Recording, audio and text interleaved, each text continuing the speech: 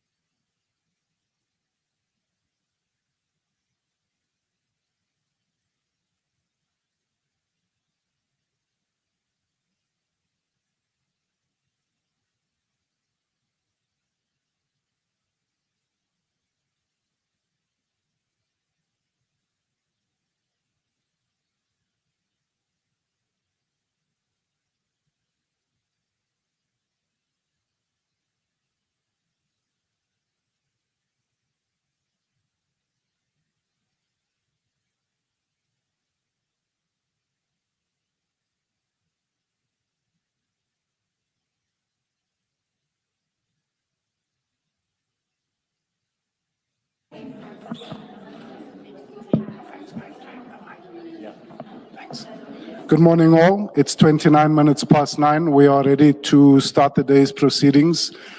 Please make sure that your devices are off, on silent, whatever it takes to keep them quiet. Thank you.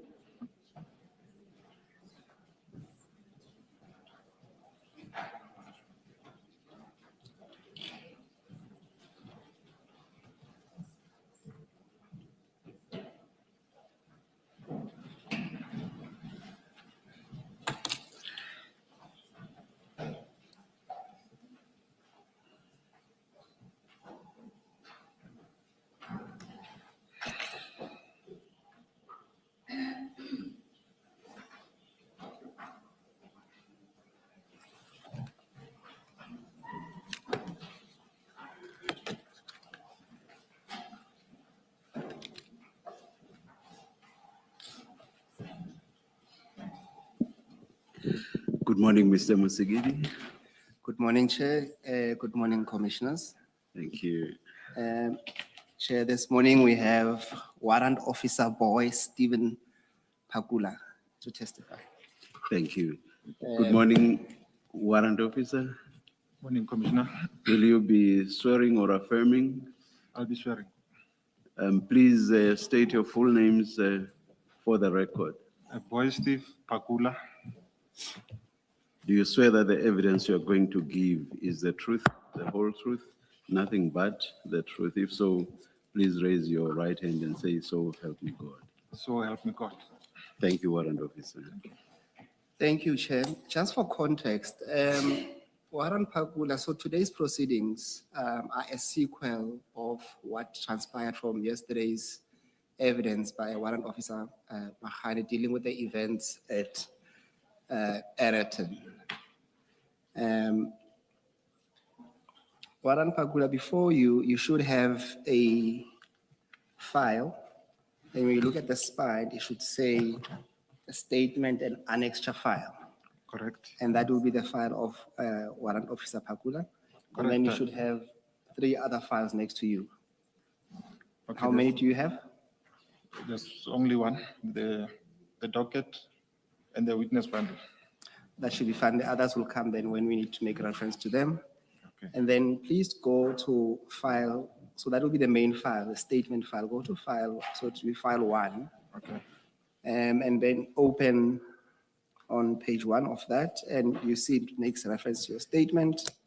And then if you page over, you will see that there is your statement there. And I want you to go to page 29 of that document, which should contain your signature.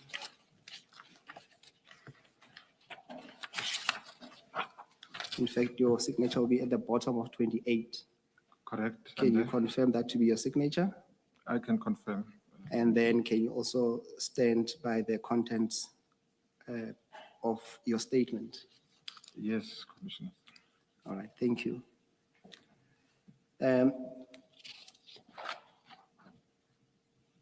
Warrant Officer, I want you to read the contents of your statement to the record. But before we do that, Chair, flowing from yesterday, if the Chair may allow me, flowing from yesterday, there was a lot of going to and froing between Warrant Officer Mahani about the evidence relating to Warrant Officer Pagula as to what agreement they reached in terms of where to meet and what was expected to happen after that. And I consider it to be fair to the witness to say, let's deal with that right now so that at least that's put aside as to his version, because he was accused at least of saying he was incorrect, or short of saying he's lying to say that the agreement was to meet at Alberton. Who was lying?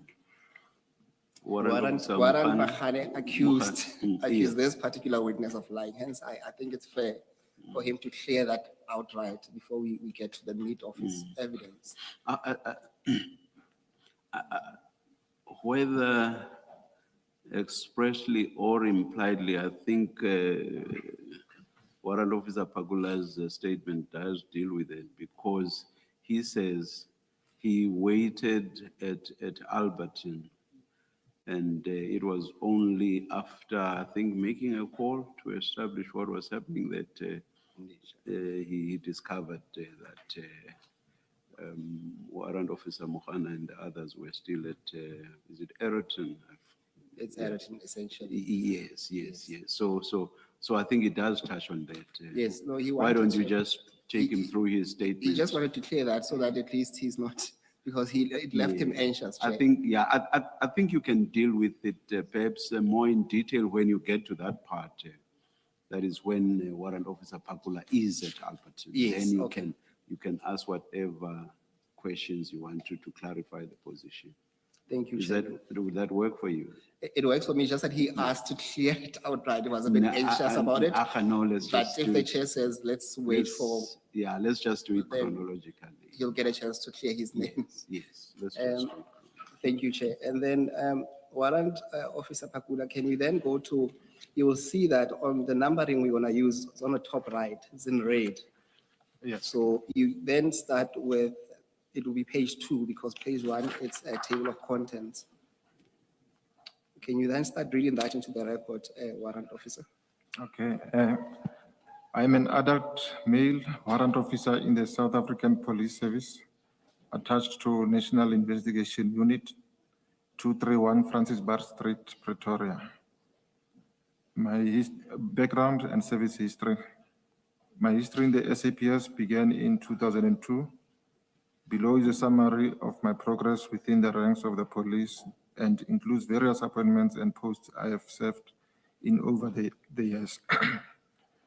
I joined the South African Police Service as a student constable working in the Client Service Center at Alberton SAPS.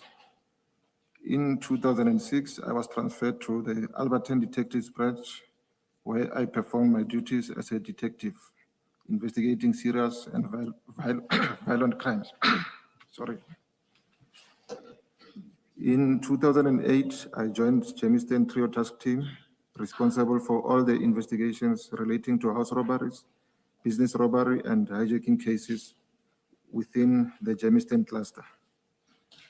I was transferred to the Gauteng Provincial Investigation Unit in 2011.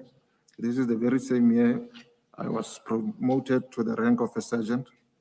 My duties were to investigate crimes such as truck hijacking, house robberies, business robberies, car hijackings, and other serious and violent crimes within the Gauteng province. In 2013, I was transferred to the National Investigation Unit at head office in Pretoria. My duties included investigation at national level of blue light robberies, airport following robberies, head office inquiry files, and high-profile cases as determined by the Minister of Police, the Deputy Minister of Police, the National Commissioner, the Deputy National Commissioner, and the Divisional Commissioner, and the political leaders. In 2015, I was promoted to a rank of a warrant officer at cross-border operations. My duties included the execution of joint cross-border operations, bilateral and internal disruptive operations within the SAPCO, Southern African Regional Police Chiefs Cooperation Organization, region. Investigate inquiries or dockets regarding stolen and/or illegal firearms, theft of motor vehicles, drugs, cyber crimes, and other cross-border related crimes. In 2019, I was transferred back to the National Investigation Unit Detective Service, head office in Pretoria, where I'm still stationed till to date. Tertiary studies, I obtained the higher certificate in forensic investigation from the University of Western Cape in 2014. I completed a national diploma in law from University of South Africa in 2020. Warrant Officer, before you move on to the events of Aratin on the 9th of July, can you maybe share your particular experience with the commission, if any, when dealing specifically with drug-related busts?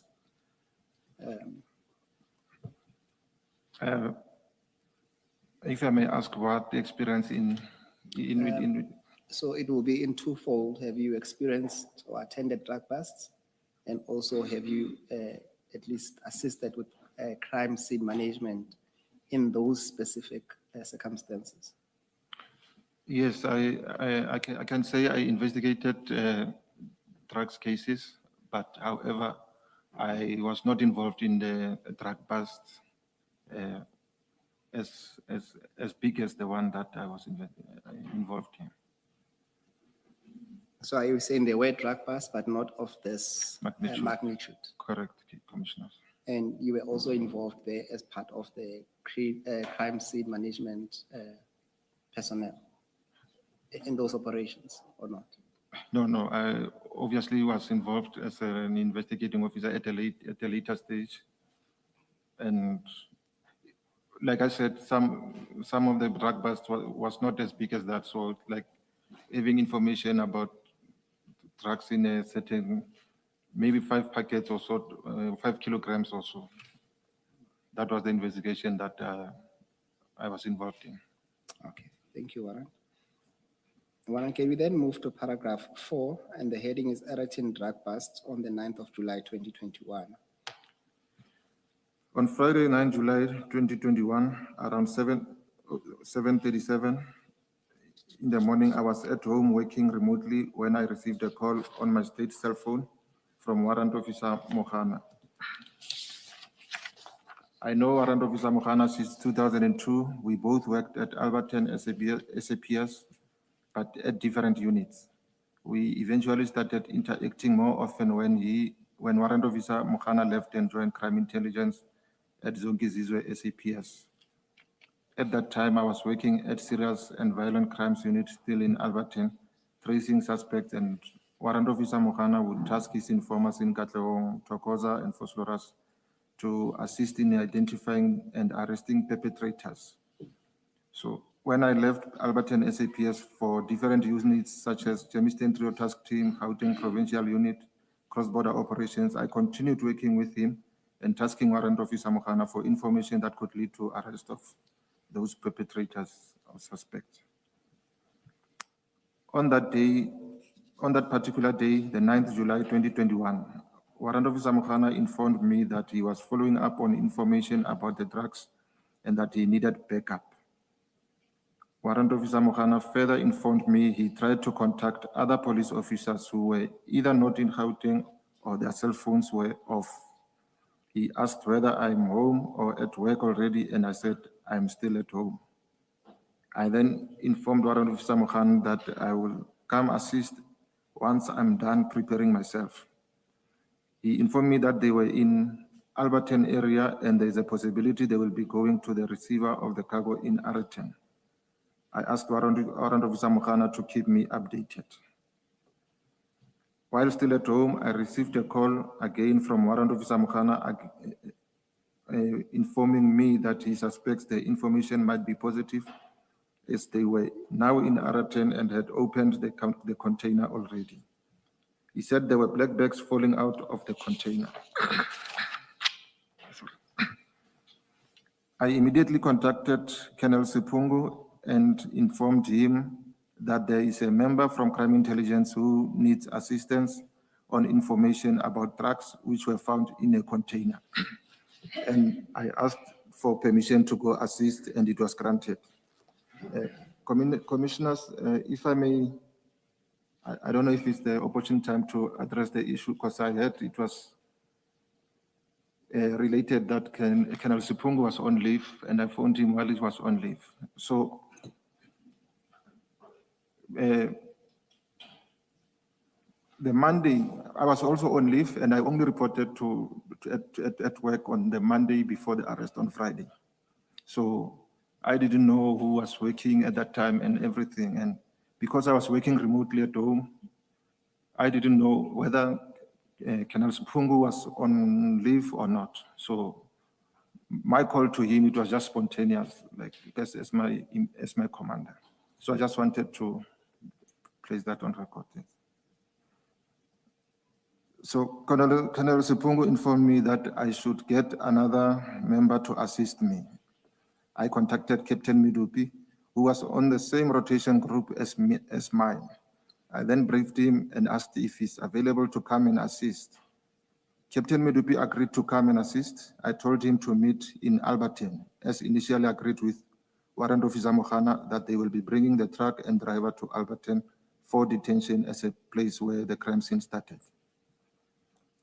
At about 8:20, I left my house to go assist Warrant Officer Mohana. I was driving a state motor vehicle with registration number CJ01SPGP, the Kia Cerato.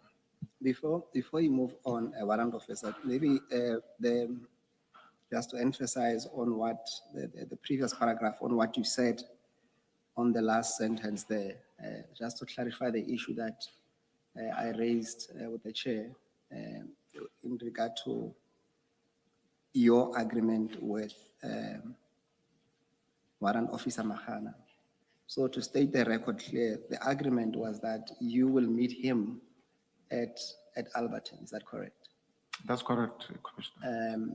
And the further understanding was that he will bring the consignment and the driver to Alberton. That's correct, Commissioner. Thank you. Let's proceed then to paragraph 9. Paragraph 10.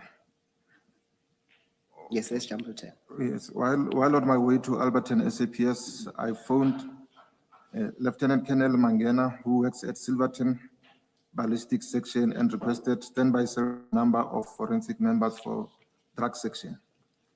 Lieutenant Colonel Mangena told me he does not have the number, however, he will get back to me.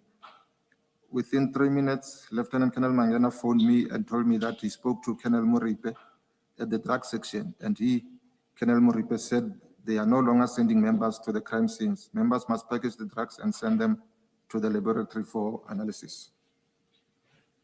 Warrant, is that correct to understand? That is when you called, is it what unit is that? Mangena is that, is it FSL or? I beg your the unit, will it fall under FSL? Yes, it's under forensics, yes, forensic science laboratory. All right, then proceed to paragraph 11. After spending about 15 minutes at Alberton SAPS waiting, I phoned Warrant Officer Mohana to inquire how far are they, and he said I should rather drive through to assist in Erecton. I requested him to share his location, and he sent a WhatsApp message with the name of the premises they were at, Omni Park Business Park. I called Captain Midupi to inform him I was leaving Alberton and he should drive to Erecton, as Warrant Officer Mohana was no longer coming to Alberton SAPS. I also contacted Sergeant Pakula and Sergeant Sape, who were on duty at the dock unit posted provincially. Another address I would like to make to the commission is indeed Sergeant Pakula is my brother, and he works at K9 in Silverton.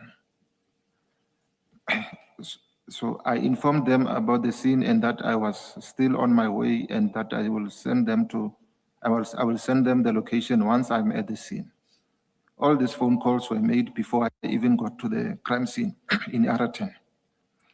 Sergeant Pakula informed me that this information is similar to that of Lieutenant Colonel Maluleke of National Head Office South African Narcotics Enforcement Bureau, SANEP, who informed them that they should be on a standby as he, Lieutenant Colonel Maluleke, was expecting a truck from Durban with drugs in a container.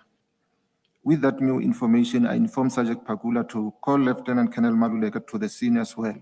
I did not know Lieutenant Colonel Maluleke prior to the incident of the 9th of July, 2021.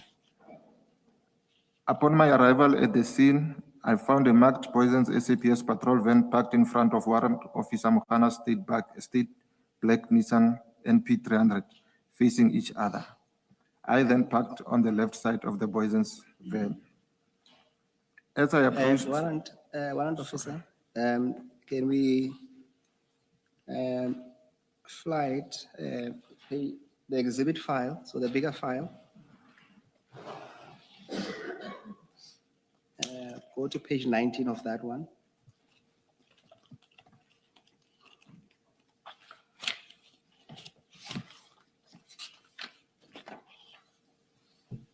I'm there.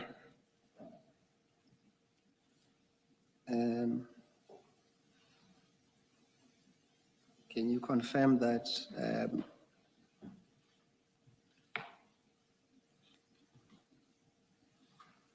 what you see at the bottom, can you just try and zoom it? At the bottom picture, so it'll be photo number 2. There's a red vehicle there. Can you confirm that is your vehicle and that's where you parked? That's as you correct. explain at paragraph 14. That's correct, Commissioners. All right, thank you. Let's proceed to 15. As I approached Warrant Officer Mohana, I saw him standing with Chief Mashava of Gauteng Provincial Traffic. When I first met Chief Mashava, I think you should read, I first met, and maybe ignore the word when. yeah, thanks. I first met Chief Mashava at the funeral of Mama Winnie Mandela in Orlando West in 2018. I was introduced to him by a former colleague, Warrant Officer Setona. Since Chief Mashava was on duty at that time, we only exchanged greetings and me and former Warrant Officer Setona proceeded with our business. That was only the first and last time I met Chief Mashava prior to the events of the 9th of July, 2021. When I saw Chief Mashava at the scene, I then concluded he was together with Warrant Officer Mohana. I immediately saw the state black Nissan NP300 loaded with black bags wrapped with plastic. Both Warrant Officer Mohana and Chief Mashava briefed me of the scene. I was Warrant, can you then maybe give us more details on what exactly information they shared with you when they briefed you, as you described there?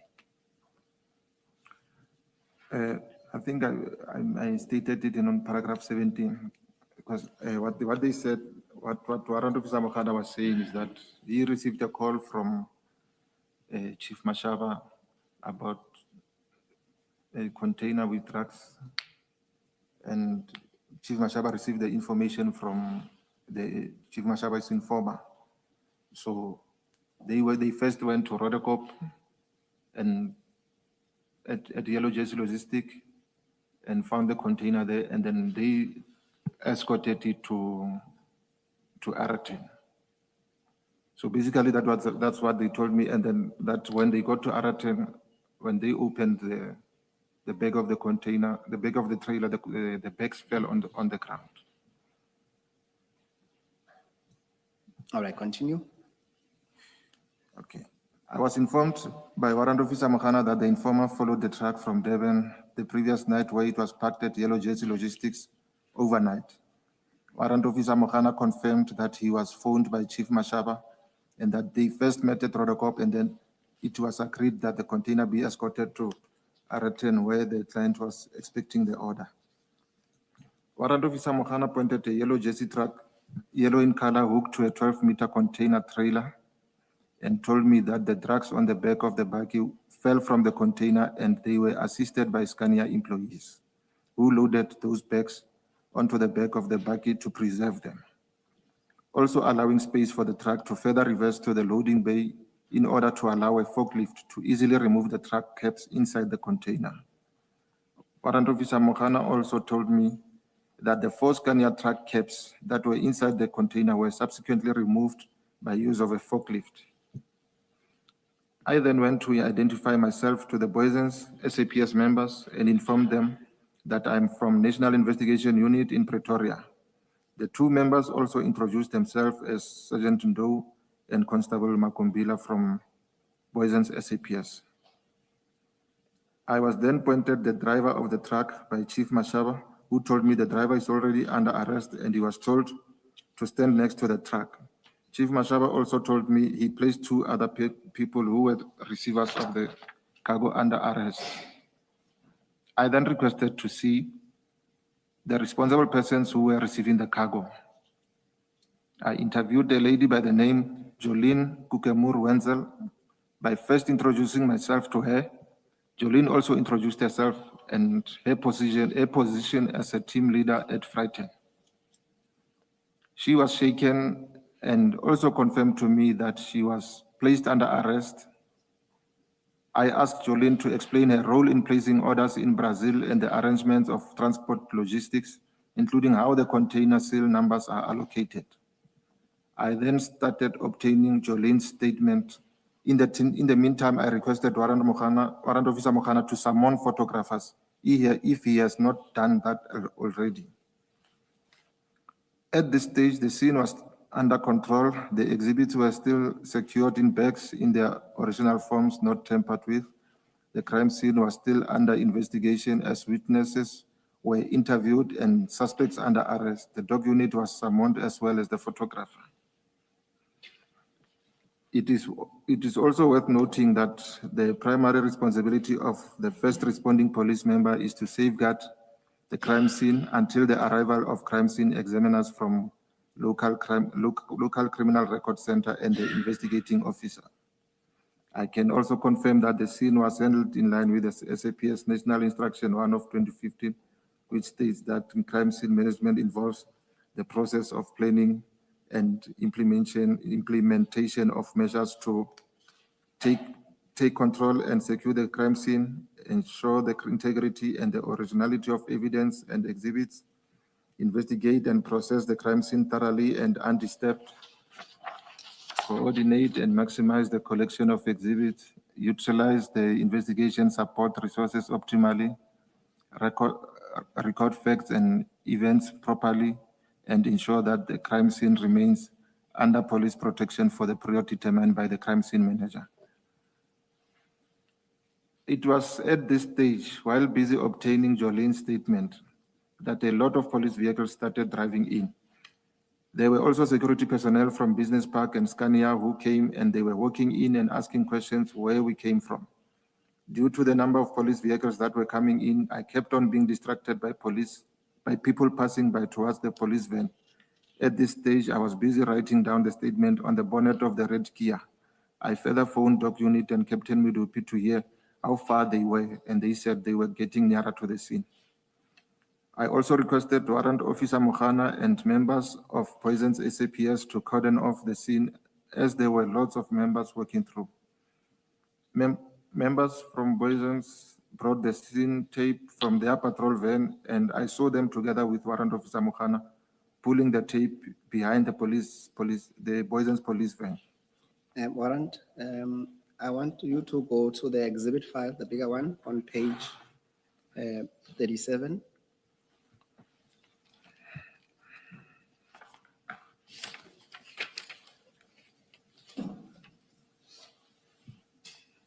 And there? You are there. Yes. I want you to focus on, there's photo 33.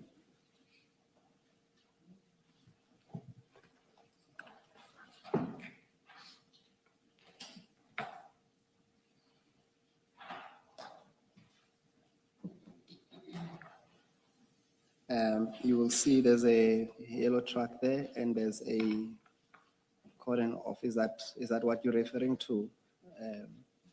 At paragraph 26. Yes, that's what I'm referring to. And further to the left of the police parking, there was a trailer that side. So the tape went further to the trailer. Maybe go to the next page and see if that's on page 38.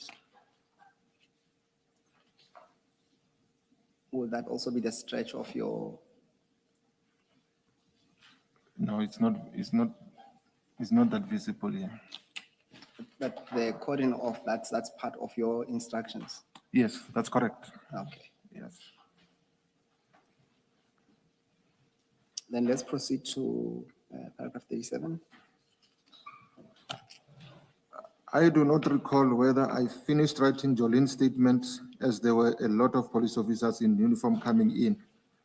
Instead of coming to us and inquire what was happening, those members went and stood with employees of Scania. I requested Jolene to make copies of the way bill. She went to the office to get those documents. At some stage, while still busy on the scene, Jolene returned and handed the documents I requested to me. At around 10:15, Captain Midupi arrived, closely followed by dock unit members, Sergeant Pakula and Sergeant Sape. I went and briefed them about what was happening on the scene, and I also introduced them to Warrant Officer Mohana and Chief Mashaba. While waiting for the photographers, a certain gentleman came and instructed the two Boysen's police members to write their statements. Yes, he was now taking over the scene. I asked the gentleman who he was and that he should introduce himself, as he already knew who I was.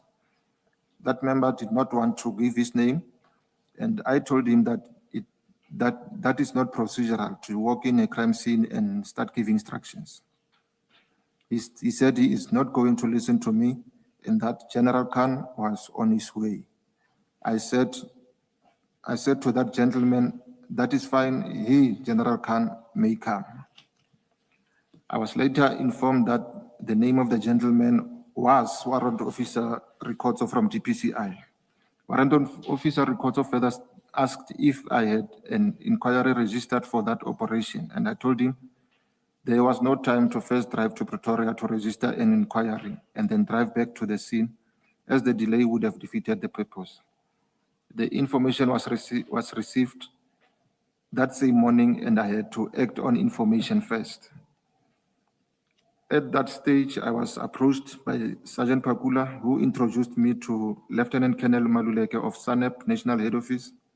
They had just arrived together with Sergeant Masuma. I went and introduced Lieutenant Colonel Maluleke and Sergeant Masuma to Warrant Officer Mohana and Chief Mashaba.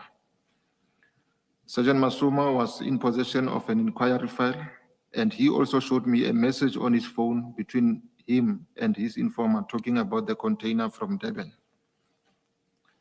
I remember the message on Sergeant Masuma's cell phone was received on a Thursday, the 8th of July, 2021, and it read that the container with the consignment of drugs will be leaving the Durban harbor to Gauteng, and that Sergeant Masuma must be on standby. After seeing the message, I was convinced this could be the same information and continued briefing them with the intention of handing the scene over to them. I also pointed to them a suspect who was already placed under arrest. Major General Khan's arrival on the scene. Within minutes, Major General Khan indeed arrived. I approached him and introduced myself to him. He asked me if my commander was aware of my whereabouts, and I said yes. He requested my commander's number, and I gave him contact numbers of Colonel Sipungo.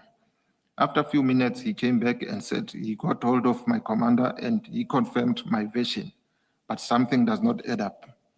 I then went and stood with Lieutenant Colonel Maluleka while still waiting for the photographer. Major General Khan wanted to know who the driver of the black Nissan NP300 was, and he instructed Warrant Officer Mohana to go and sit in the said vehicle. I was waiting for the photographer to arrive. I fetched the driver of the truck, who was already standing on the side of the truck. I then brought him back and handed him to Captain Midupi to place him under arrest, as I was busy trying to manage the scene.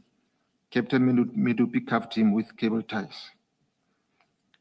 The reason the truck was not the reason the truck driver was not cuffed earlier was that he was going to drive the truck to the SAP 13 pound.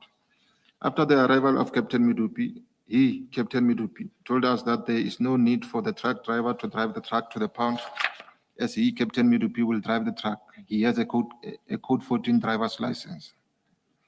Once the photographer arrived, I introduced myself to her and she also gave her name, which I forgot. I went to Major General Khan together with the lady photographer and found him standing with other two gentlemen whom I did not know, standing on the loading bay at the back of the trailer. I introduced the photographer to Major General Khan and told him that the photographer has arrived and she wants to start with her duties. Major General Khan told me to stand back, and I did. I left the photographer with Major General Khan and went back to where the buggy was. I then removed the two seals that were placed on the passenger side of the black buggy with the intention to get the photographer to take pictures of, but I was stopped by Lieutenant Colonel Ludik and Captain Sebula, and I was told that they were now taking over the scene. Colonel Maluleke of Johannesburg DPCI approached me, Warrant Officer Mohana and Chief Mashaba, and asked that we explain to him what happened and how did we get to the scene. We explained to him what transpired and he understood our version. Colonel Maluleke then left us, and after a while he returned to where I was standing and told me to prepare my statement, otherwise I will be placed under arrest.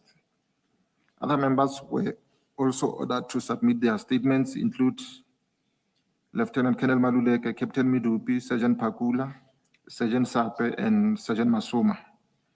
I obliged and started writing my statement. I handed over my statement together with the statement of Jolene I took earlier, as well as the waybill copies, to Captain Sebola. Colonel Mabasa also approached me and requested my cell phones. I asked why. He told me I'm being arrested. I told Colonel Mabasa I want to make a phone call to my commander, and he granted me permission to do so. Captain Midupi and I made a call to Brigadier Mbele, the section commander at National Investigation Unit, and informed her what was happening. She further said she will not be able to come and that she will phone Colonel Sipungu to come to the scene. While waiting, I was approached by Captain Sebola and another gentleman who demanded my phones, and this time I handed them over to Captain Sebola. I was still standing and confused when Colonel Stein came and aggressively told me he wanted my car keys, my appointment certificate, and firearm. I handed him the car keys and the SAPS appointment card, and however, the firearm was at home, locked in a safe. Captain Dale Noki came and searched the car, accompanied by the photographer who was taking pictures of the car I was driving. I was then placed under arrest by Captain Sebola at about 13:45. Captain Sebola was one of the last officers to arrive at the scene. However, he arrested us without a proper explanation of what we were arrested for. After a few minutes, we were instructed to get out of the Boysen's Parky. At that stage, there were several members of the media with cameras. I then saw Colonel Sipungu, and he came and asked what was happening, and I explained to him that I was under arrest. Colonel Sipungu went, and I saw him talking to Colonel Stein and General Kadwa. We were then ordered to stand next to a black Nissan buggy where Brigadier Sukhovela and her DPCI members were busy offloading black bags from the back. At no stage were we handcuffed. I counted 35 bricks in each of the first 10 bags, black bags that were opened in front of us. We were told to get in the back of the Boysen's SAPS police bag while they were still busy unpacking the exhibits from the black bags to the forensic exhibit bags. It was at around 19:30 when I was taken to Boysen's SAPS, where I was detained together with Warrant Officer Mohana, Chief Mashaba, and a gentleman I only knew when I was in the back of the police buggy as Tumelongo. The suspects whom we placed under arrest, including the truck driver, were released. The truck and trailer with registration number HP01HG that we were going to book in at SAP 13 was sent back without being booked in. There was interference from members of the public as well as SAPS members. This amounted to defeating the ends of justice. as well as obstructing a police officer from performing his lawful duties. The dog unit was stopped from performing their duties. Lieutenant Colonel Maluleke, who had an inquiry file, was made to leave the scene. On the 11th, Maybe perhaps to follow through with your evidence properly, warrant officer, maybe let's clarify your specific role when you arrived at the scene. I think you have explained in your paragraphs what transpired, but what we need to understand is that from the briefing with warrant officer Mahane, Chief Mashaba, whom at least we accept that when he testified yesterday, he accepted that he was the first responder. Then what happened? Did he hand over the scene to you? Who was in charge after that? Can you explain the process after that? When you found the scene, and then after the briefing, who was in charge? And what was the plan, having found the scene the way it was set out? Sure. So, Warrant Officer Mohana was the scene manager before. I take it he was the scene manager before my arrival, and he handed over the scene to me. So I was in charge of the scene, and hence I started giving instructions for the cordon off and the photographers to be called. And up until when I was about to give it to Lieutenant Colonel Maluleke, where I was arrested. So I couldn't even hand it over to Lieutenant Colonel Maluleke. Okay. Can you explain why was the scene handed over to you, and why do you also ultimately intend on handing it over to Sergeant Maluleke? Okay. It was handed over to me as a better person equipped to investigate, perhaps at that stage, because I was the first person to arrive, investigator, and I was the one who was called to the scene. So when I handed over to Lieutenant Colonel Maluleke, he's working at South Africa at SANEP, so it's his mandate. So I was handing it over to a relevant person. And then what did you make of the fact that the drugs were removed, as you were informed, and placed in a black baggie? In terms of scene management, you do explain that you are aware of the national instructions dealing or relating to managing the scene. What did you make of that situation when you arrived? Yes, unfortunately, the drugs were already removed and in the back of the baggie. So I was not going to instruct them to place it back as to where, otherwise we were going to further contaminate the scene. But as he, Mohana, considered, the scene was already contaminated. But upon my arrival, I had to now make use of what is there and continue with the investigation of the scene from where I found it. Basically manage the scene as it were. As it were, yes. Yes. Yes. My concern, warrant officer, is when you then attempted to remove what they call the seal. duplicate seal. And then that's when you are stopped by, I think it's Lieutenant Ludwig. Can you explain that a bit more? What was happening there? No, I was innocently taking those seals to, remember I left the photographer with Major General Khan. So I was taking those seals to her to take photos of those of those seals. And obviously she was supposed to take further, to take them further to forensic. I think the obvious concern, as you will appreciate, would be you handling the seal. The exhibit, as it were, and moving that exhibit, as it were. No, it was already moved. From the explanation I got, it was removed it was found in the back of the trailer. So it was removed and placed there. So mine was to take it and hand it over to the photographer. Yes, what I'm saying is that then removing it further was not assisting the situation because nothing stopped you from calling the photographer to take the picture of that exhibit. Would that not have been a possibility at least without you touching the exhibit again? It could have been a possibility, but bearing in mind that it has been touched already previously, I might have decided to take it to where the photographer was. And at that time, were you wearing gloves, if I may ask? No, I wasn't.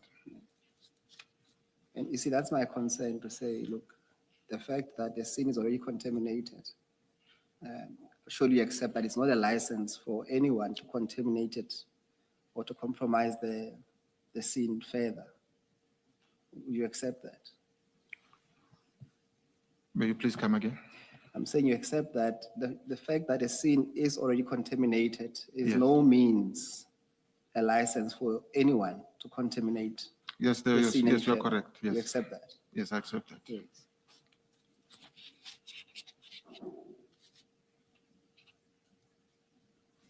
And then when you testified, you say that when General Khan arrived, the scene and the situation was under control. Can you just give further explanation? What do you mean by that?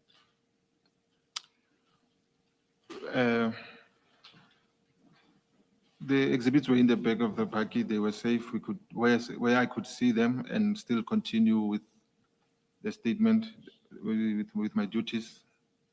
And there was no move. Okay, but what you are saying is that when did I say that? Because what happened was in my statement. Continue. Oh, in my statement, I mentioned that while I was busy writing the statement, a lot of people started coming in. Yes. Yes, I think you testified that, I think it's Captain Rehozo Warrant Officer Rakotso. who approached you. Yes. What was happening there? Because it seems as if he also was trying to take charge of the scene. Can you just explain that interaction between yourselves? Yeah, usually if you go to a scene, you don't just start giving instructions without talking to the crime scene manager. And at that time, I was still the crime scene manager. It was before Lieutenant Colonel Maluleka arrived. So what he did was come in and start giving instructions to the two Boysen's police officers to give him statements. And he was wearing civilian clothes. I didn't know who he was. And it was an awkward moment where somebody just come and start giving instructions and you've never seen him before, you don't know him.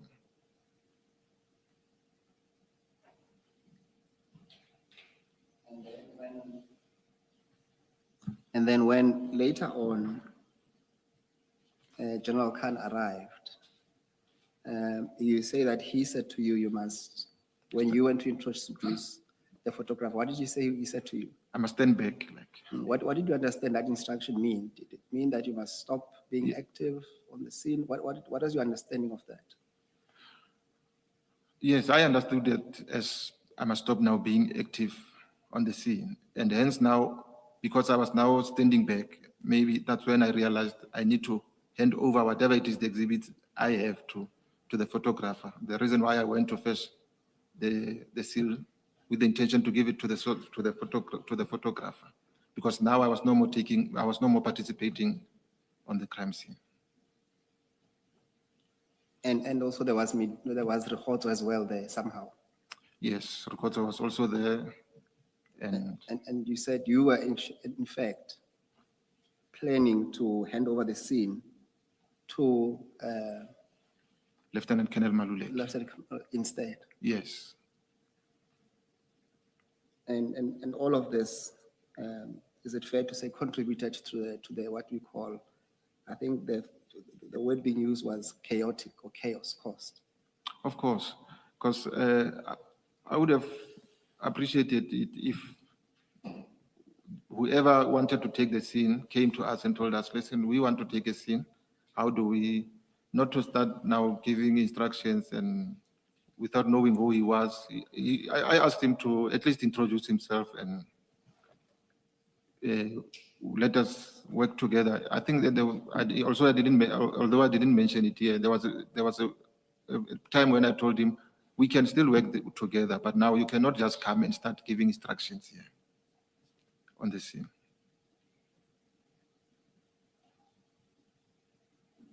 I mean, in your understanding, what was really happening? Because we're trying to get to the bottom of this. Was it? To be honest, commissioners, I think we were being managed. We were being the only, like people wanted to take over the crime scene, and the only way for them to take control of that crime scene was to get us arrested or intimidate us in that way.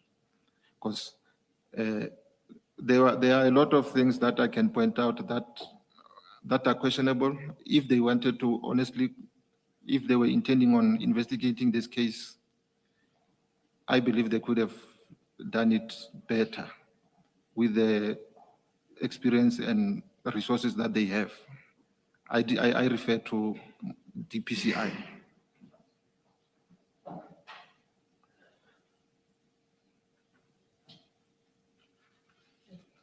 Maybe just so that we don't forget, you say there are a lot of questionable things that happen. Maybe just list them. Okay. One, commissioners, it was easier for them to go fetch the CCTV footage in order to assist them with their investigations. The dog unit that was supposed to be used, they could have used it to assist them with the investigation if they were intending on searching, and also the release of the driver, most importantly the driver. Those are the three that I can at the moment point at.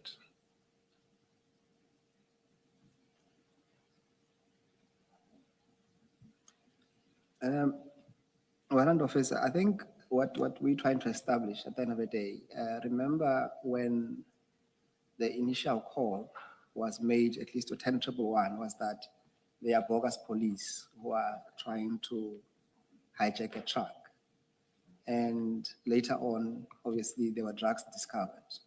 And then you were called, and you did testify that you are not particularly experienced in huge drug busts. Correct. And then the real police, when I say real police, I mean the police officials with Subs-Baki, they arrive. And we now know that at least it seems as if their arrival stopped the original intention by Mr. Mahane to have the truck, or at least the consignment, moved to Alberton, as he had to engage with those officers, and then ultimately were called to come in. And obviously, what then is clear is that there is a confusion as to who is there, who's supposed to be there, who's not supposed to be there. And to some extent, I think Warrant Officer Mahane says that some of you guys were labeled Tsotsi Corps, or at least Tsotsi Police. At least he says he was called a Tsotsi Police by General Khan. So you have to appreciate the difficulty we have, at least to try to understand. And also we have issues where it is quite apparent that the scene was poorly managed, as you heard from Mr. Mahane, Warrant Mahane's evidence yesterday, that he considered that they have, on various levels, contaminated the scene and compromised to some extent the quality of the evidence. And you are called in to come in here to also assist in that situation. And we're trying to understand what was your involvement, and to what extent would they call you in particular to be the guy who comes to at least to be associated with what we call a chaos that was already happening, because when you arrived, the bike was already loaded with the drugs. Yeah, so I cannot say, commissioners, that I knew the situation would turn out the way it did at the end of the day. But I was called in to come and assist in managing the crime scene, and unfortunately, upon my arrival at the crime scene, I found it the way it was. Already, the exhibits loaded onto the buggy, and I had to continue managing from where the exhibits were now. So it was an honest opportunity for me to prevent the drugs from being taken, from being stolen, and continue to investigate the crime scene, arrest the suspects, continue with the witness statements and all that. That was my participation at the crime scene. And you tried to do that as much as you could. Correct. I tried to do that at the best of my ability. It's unfortunate that at the end of the day, we were disturbed. A lot of people started coming into the scene and we couldn't do anything. And can you remember roughly between when the scene was handed to you, how long, in terms of the time, how long did you have before you were obviously disrupted to deal with the scene the way you would have at least dealt with it to the best of your ability, or at least? Sorry, I don't get you. Is it after my arrival? And yes. So between your arrival and the handing over of the scene to you, and to the point where there was a interference. So how long were you roughly in charge of the? I can say less than 30 minutes, because I was still busy on the bonnet. Then that's when a lot of police officers started coming in and going to the buggy where the buggy was. It was not even 30 minutes, I can say. Okay. All right, let's go then. You wanted to deal with your first appearance at Boyson's Magistrate Court. That will be on page 14 on your statement. Okay, on the 11th July 2021, Sunday, we were charged and our warning statements were taken by the DPCI investigation team led by Captain Sebola. We expressed our dissatisfaction with our arrest and requested that our warning statements be written down. I also advised Captain Sebola in the presence of his other team members to obtain a video footage at the crime scene, as well as to do Section 205's applications in order to verify our version. In our statements, we mentioned the reasons why we were at the scene.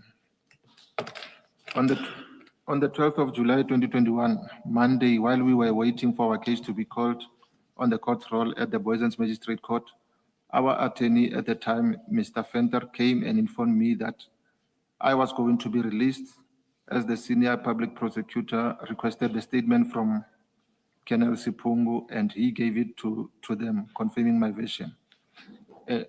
If I may also add here, it was said by another witness here that, Colonel Stein, Commissioner, that he instructed Colonel Sebola to take a statement of Colonel Sipungu at the crime scene, when Colonel Sipungu was at the crime scene.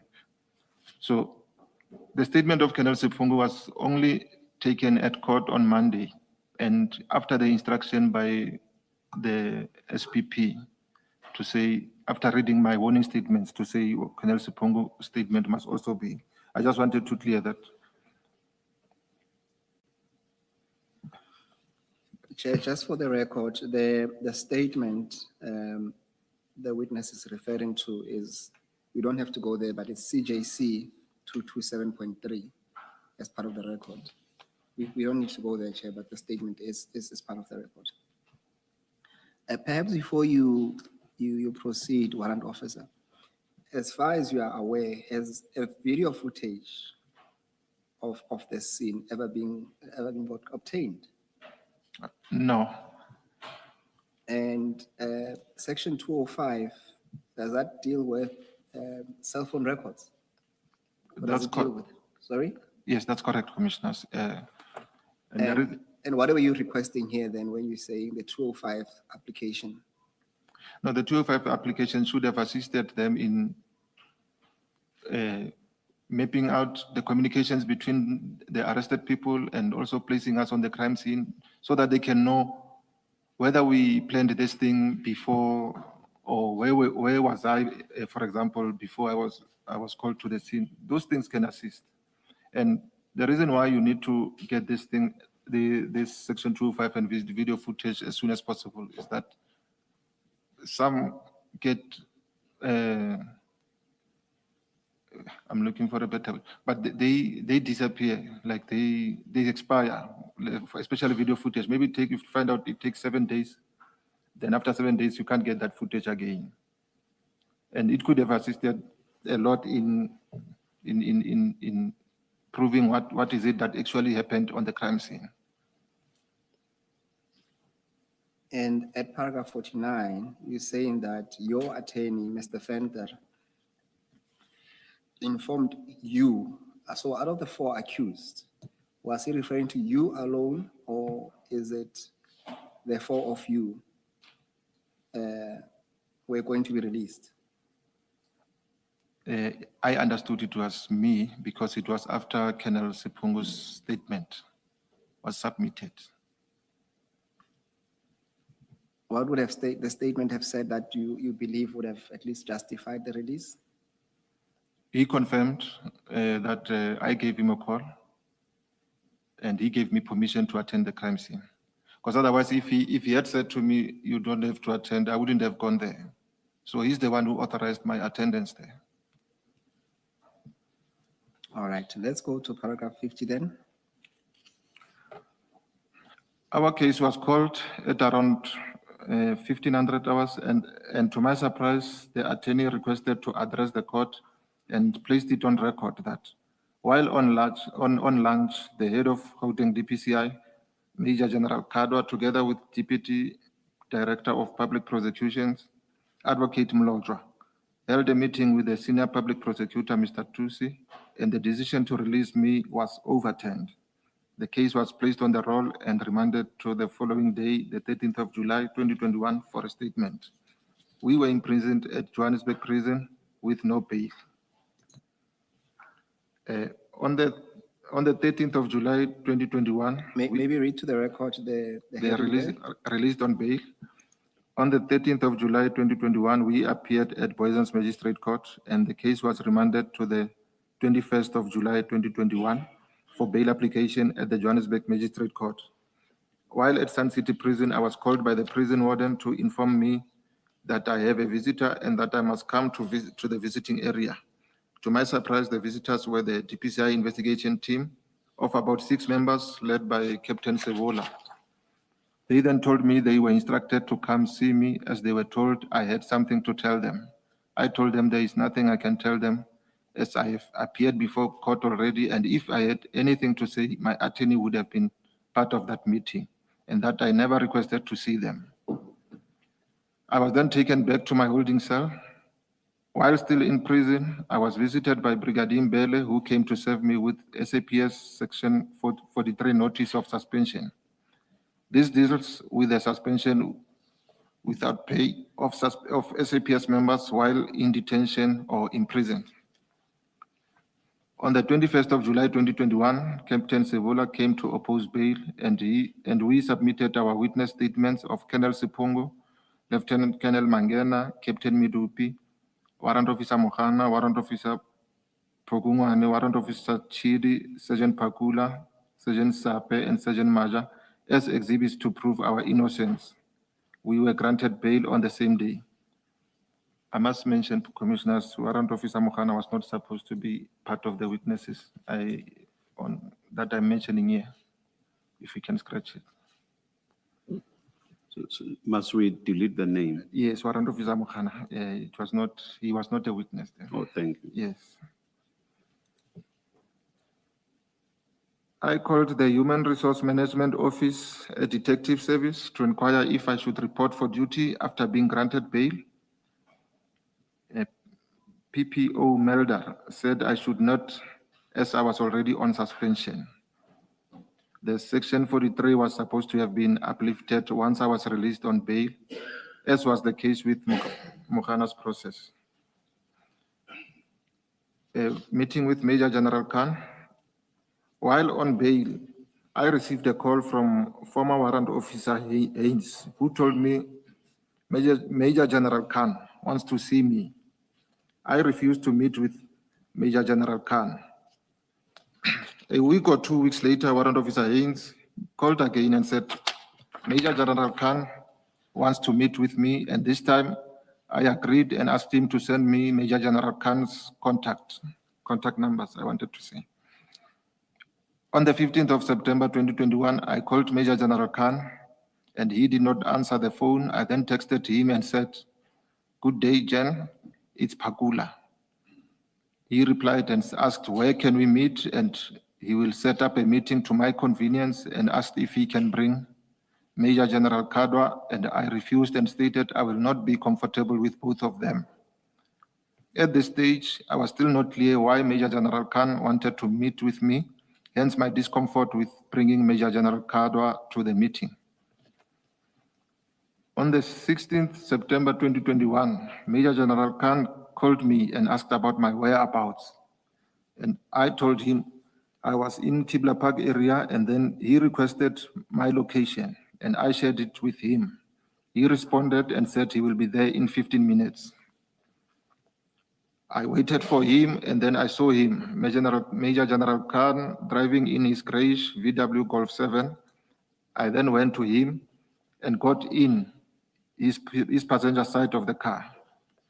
Major General Khan sympathized with me and explained he still did not understand why I was arrested, because he left the scene as he had to rush to Cape Town.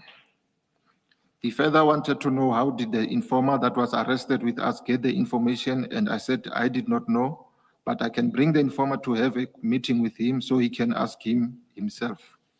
He further said they were not interested in me.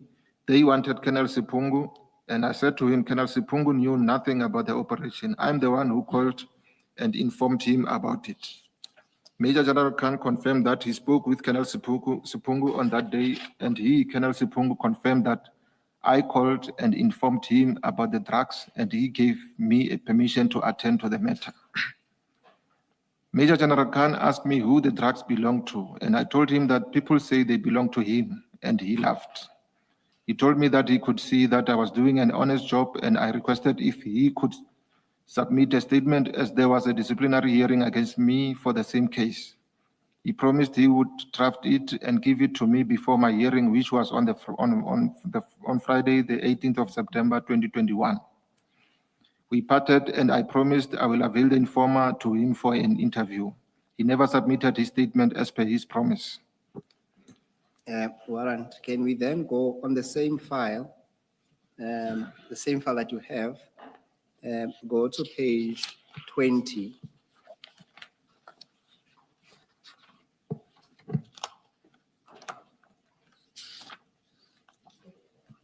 Same file. Statement file that he has with me. Yes.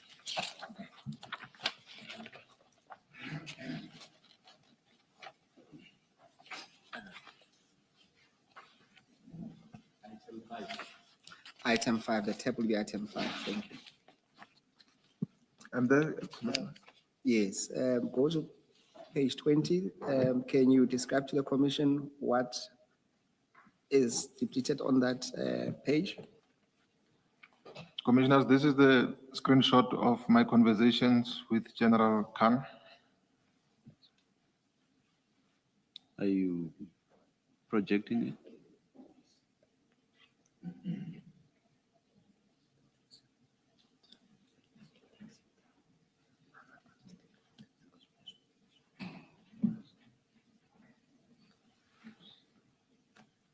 Chair, there seems to be a bit of issue with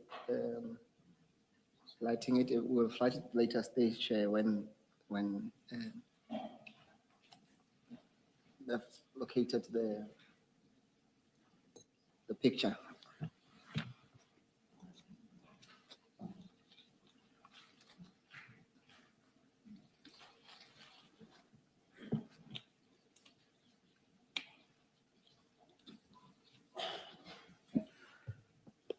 Mr. Musigiri, why not in the meantime perhaps continue with the disciplinary hearing and we come to this later? That seems appropriate, Chair. Yes. Warrant Officer, we'll come back to this conversation between you and General Khan. Then let's move to the next topic, which is the notice to appear at the disciplinary hearing. And then you'll pick it up at paragraph 63 of your statement. So that will be page 18.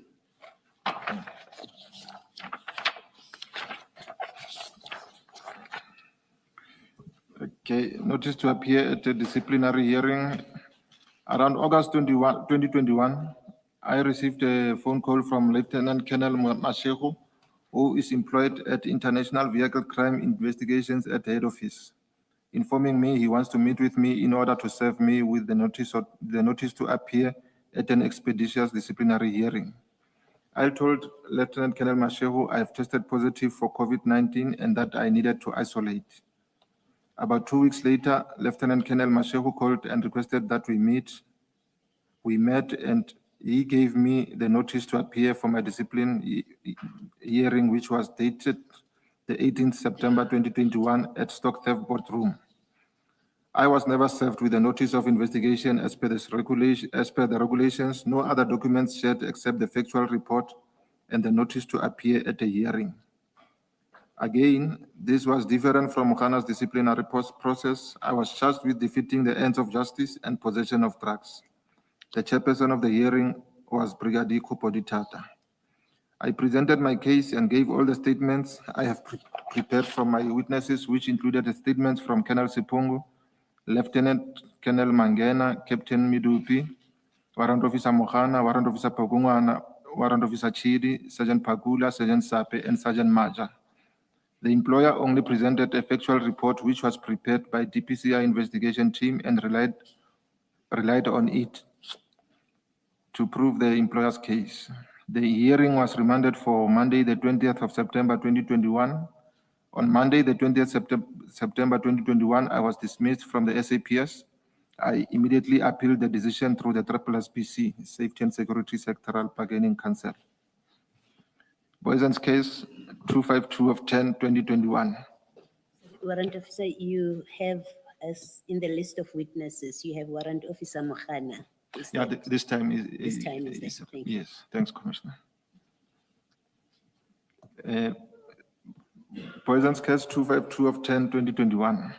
Since our arrest, it has always been our intention, me, Warrant Officer Mohana, Chief Mashaba, and the informant, that we should open a case against the members who arrested us.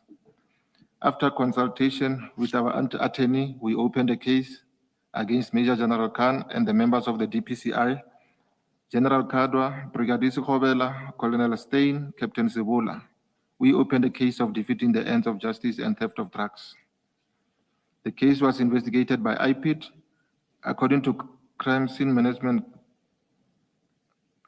guidelines, the first member at the crime scene, regardless of rank or position, is tasked with assuming control and ensuring that no unauthorized individuals, including higher ranking or police officers unrelated to the incident, gain access to the crime scene. These individuals played a huge role in arresting us, releasing the suspects that we had placed under arrest, and further tampered with exhibits which we believe were stolen. We relied on the investigation from IPID to further identify other perpetrators who might have also played a role in defeating the ends of justice and theft of drugs. When Major General Khan first arrived at the scene was under control. There were officers who came from crime intelligence, such as Lieutenant Colonel Moloi, who interacted with Warrant Officer Mohana, who congratulated us on the good work we did. There were also other members who came to us, like Lieutenant Colonel Ndlela. He heard our story and left. Upon the disposal of the Boyson's case 98 of 7/2021, I realized that the exhibits were booked at Boysen's SAPS on Friday, the 9th of July, 2021. On Monday, the 12th of July, 2021, those exhibits were booked out and transported to Tshwane SAPS College. Exhibits were only booked in at forensic on Monday, 19th July, 2021. I then noticed that the forensic back numbers of exhibits that were received at forensic were different from those that were initially booked at the Boysen's SAPS. Furthermore, Warrant Officer Morris from DPCI, who transported the exhibits to forensic, his statement stated that a few forensic bags were damaged during transportation, that new forensic bags were used. Warrant, here in this paragraph, when you say you realize that the exhibit were booked at Boysen's, and then you later on say you noticed that the forensic bag numbers of exhibits that were received were by forensic were different. What do you mean by that? How did you realize this? When did you notice this? Where did you get this information? Okay, when we went for trial at the High Court, they disposed the copy of the docket to us, and copy of the docket included the SAP copy of the SAP 13 at Boysen's SAPS. So from that copy of the SAP 13, compared to the 212 statement from FSL, there were there were bags that were not reflecting, that were there at the Boysen's, but they're not reflecting at forensic. All right, can you then move on to your paragraph 70, upon further investigations? Upon further investigations, it was found that one brick with a new forensic bag number was only received at forensic on the 10th of August, 2021. This information was not part of the docket that was disclosed. The circumstances of this single brick are unknown. Who booked it? Where was the brick all this time? That information was deliberately concealed from us. It is evident that the intentions of these officers at the scene were not to investigate the crime. The only way for them to take control of the crime scene was to arrest us. In that way, they could divert their attention to the arrested police officers and let the real perpetrators free.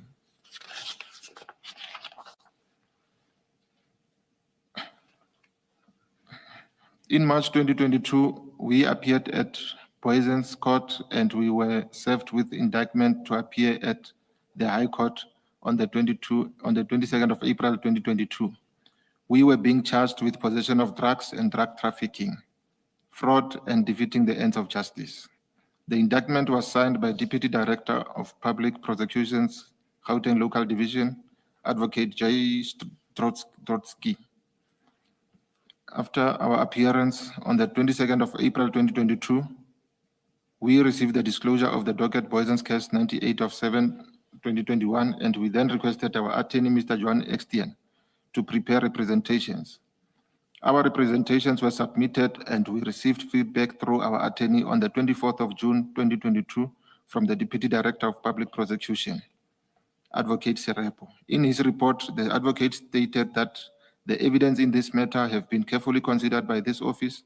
We are of the view that there is prima facie evidence with reasonable prospects of a successful prosecution against the accused, close quote. Therefore, our representations were unsuccessful and declined. We then instructed Mr. Extien to appeal that decision. Our trial date at the High Court was set for October 2022. Around July 2022, Mr. Johan Extien submitted our appeal to Advocate Rodney de Kock, the Deputy National Director of Public Prosecutions. While still waiting for the outcome, I was informed by Colonel Sipongu, Captain Midupi, and Sergeant Pakula that they were called in for consultation. I was informed by both Sergeant Sape and Sergeant Pakula that during consultation with Advocate Ryan from Gauteng Local DPP, they advised her to demand the CCTV footage of the crime scene from the investigating team. This would have assisted the prosecution in getting the proof of what actually happened at the crime scene. Advocate Ryan also informed both Sergeant Sape and Sergeant Pakula that both their statements were not commissioned. Both the statements were not disclosed with the contents of the docket. They were not filed in the docket. Our case was provisionally withdrawn on the 12th of October 2022, pending the outcome of the appeal at NDPR. On the 29th of January 2024, Advocate Rodney de Kock wrote to Mr. Extian in response to our representations, stating that he agrees with the recommendations of the Director of Public Prosecutions, Gauteng Local Division, Johannesburg, not to pursue the prosecution. General Kadwa inquired with Advocate de Kock the reasons for his decision, and Advocate de Kock responded with an email dated 21st of June 2024, stating his reasons. The Boyson's case 25210-2021 was submitted to Gauteng Local DPP for decision. The decision was taken by Advocate Drotsky, declining to prosecute General Khan and the members of the DPCI. We then decided to appeal the decision and wrote to the Director of Public Prosecution, Advocate Chauke, who also agreed with the decision by Advocate Drotsky. My reinstatement into SAPS in November 2023, I successfully won my appeal to be reinstated in the SAPS. The award stated that I should be reinstated with the same terms and conditions as before my dismissal. I, however, reported for duty on the 16th April of 2024. Around September 2020. Warrant Officer, is there a reason why if you were reinstated in November 2023 and you only went back in April, can you explain that time period? What is that, sir? Yes, Commissioners. I was also concerned with the amount of time that it took for the SAPS to finally implement the award that I should be reinstated. And it became clear at the later stage that some of the senior members were still trying to appeal the decision for my reinstatement in the SAPS. So this might have been the delay. You were not the cause of the delay. No, Commissioner. You were ready to. I was ready, yes. To go back as soon as Correct, the Commissioner. award had been made in your favor. Correct, Commissioner. Thank you. May proceed. Around September 2024, I was shortlisted for a post-promotion at NINU, which is National Investigation Unit, post reference 3557 of 2024-2025. I went for an interview and the chairperson of the interview panel was Major General Motsipe. When other post-successful candidates were announced, my post was not announced, no reasons were given. So Major General Khan's disciplinary hearing. Around February 2025, I was one of the witnesses who testified at the disciplinary hearing of General Khan. The hearing was chaired by Lieutenant General Mukhwanazi. Other witnesses who were called to testify were Brigadier Ntuli, Lieutenant Colonel Maluleke, Captain Midupi, Chief Mashaba, Warrant Officer Mokhana, Sergeant Pakula, Sergeant Sape. It was during these proceedings that I was informed by the employer representative, Major General Kumalo, that there is a report submitted by General Khan that states DPCI has decided not to charge their members, and also that there is a letter from DPP Gauteng Local that states that the case against us will be enrolled soon. The report that Gauteng Local has decided on the case that was already at the office of the NDPP came as a shock to me. I then requested Major General Kumalo if he does have copies of the reports submitted by General Khan, and he said those reports forms part of the exhibit of the hearing, and that he does not have. General Khan was eventually cleared of all charges by the chairperson. It came as no surprise to me, as days leading to this hearing, the chairperson of the disciplinary hearing, Lieutenant General Mukhwanazi, as well as the witnesses, came under negative media attack. The decision not to charge the DPCI members, as well as the documents that the document that was signed by Deputy Director Public Prosecutions, Advocate Serepo, which stated that Albert and Case 98 of 7/2021 will be enrolled, were coincidentally presented at this hearing. I also listened to the hearing recording where Major General Khan said that I insisted on meeting him and that Colonel Sipungu said to him when he inquired whether Colonel Sipungu knew where I was on 9 July 2021, and Colonel Sipungu responded by saying he did not know my whereabouts. These were all misleading statements that might have influenced the decision of the chairperson.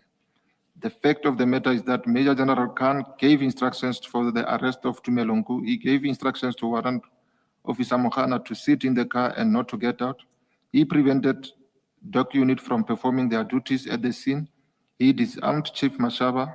Lieutenant Colonel Mwaluleke saw him walking with the driver away from the crime scene, the driver who was placed under arrest. My frustration posed the written drug bust.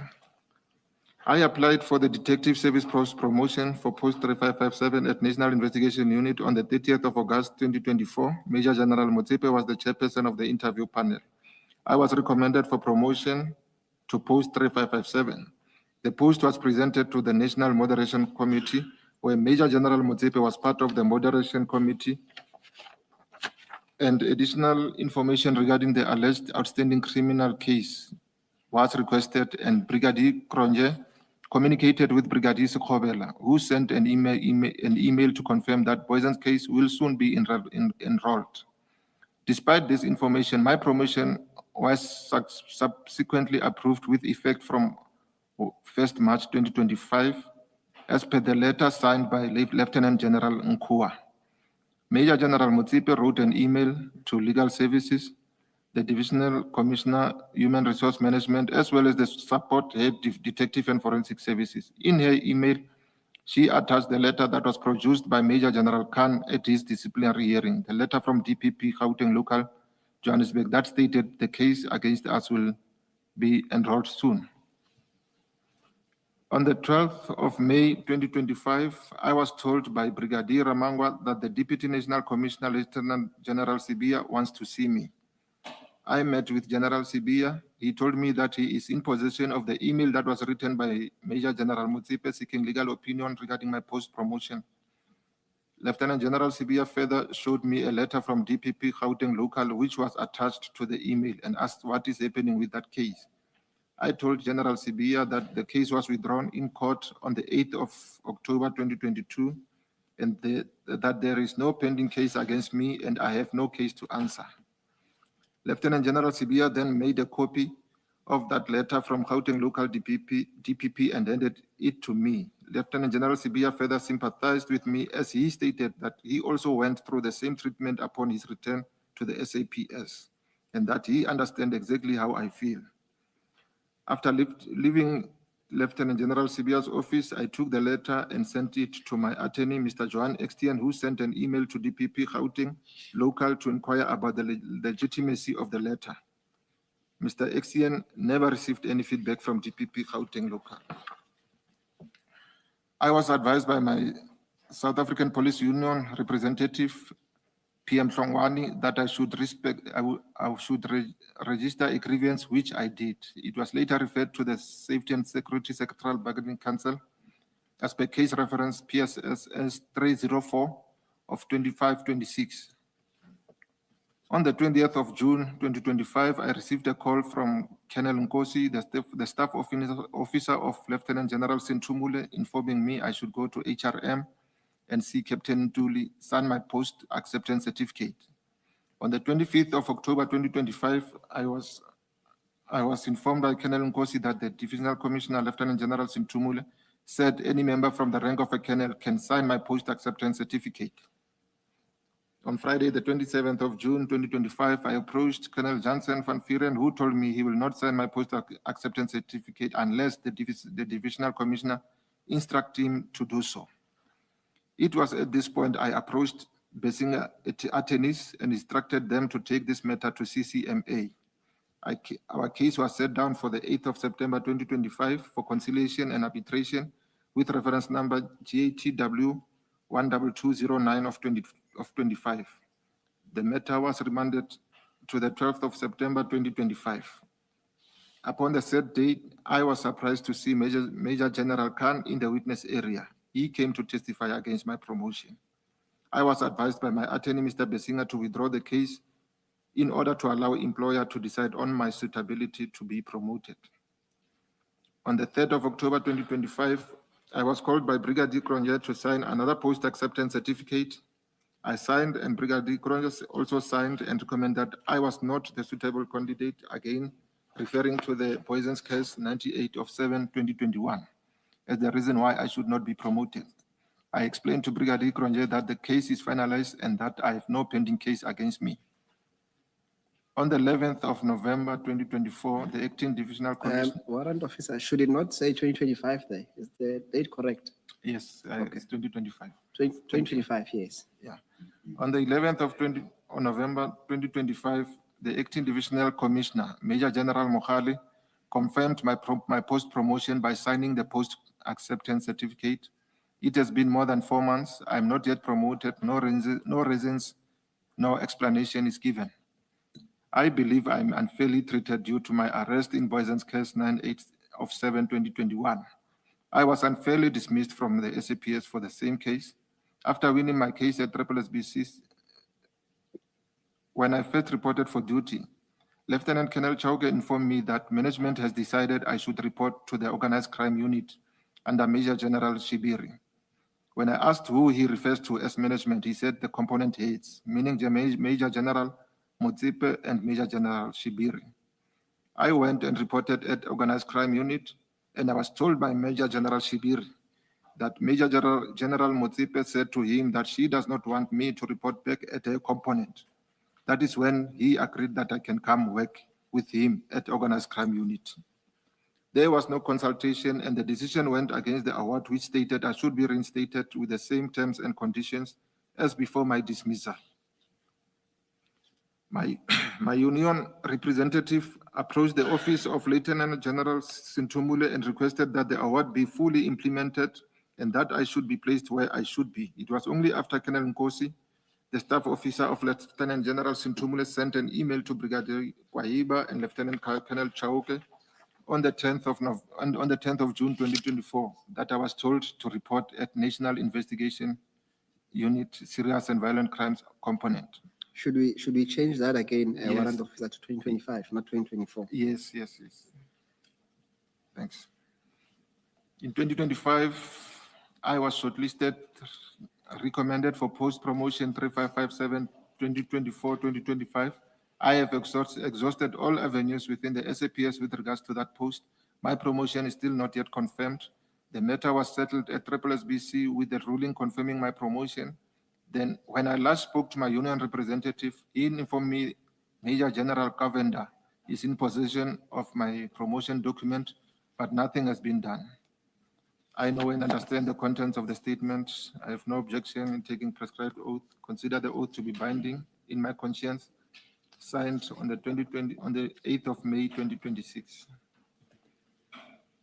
Thank you, Warrant Officer. Do we now go to those WhatsApp chats? Are you able to flight them? Yes, Chair, we'll do that perhaps because it's 11 o'clock. Then let's use the time to locate those chats. Thank you. All right. Let's resume at 11:30. Let's adjourn.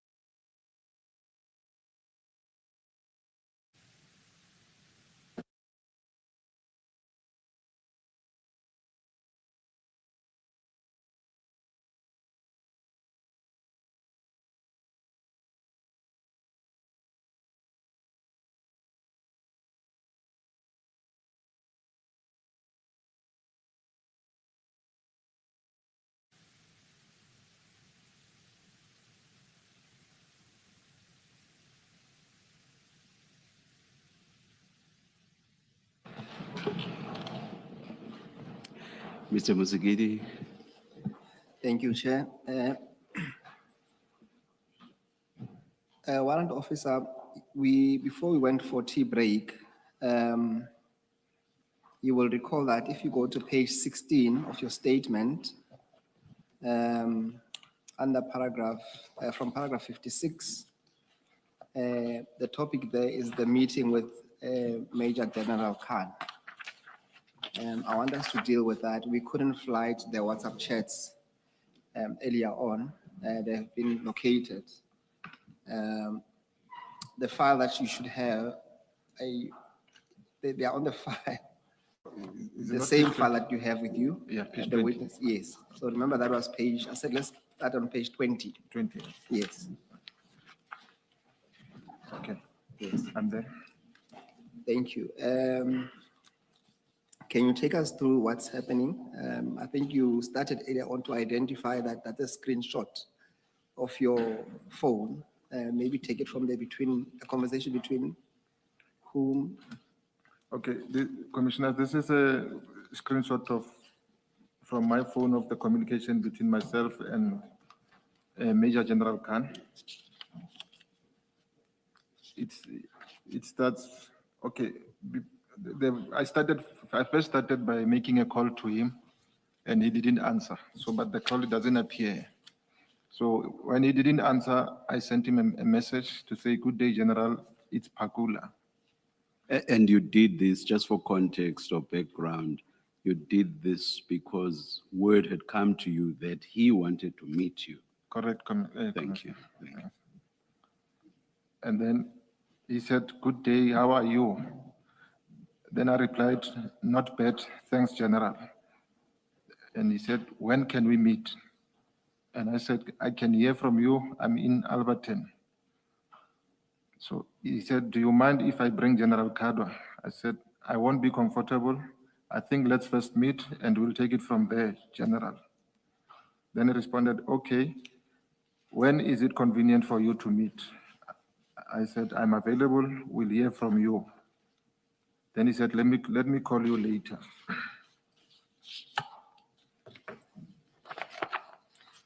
Perhaps let's look at the timestamp before we move on. What time is that? The last text?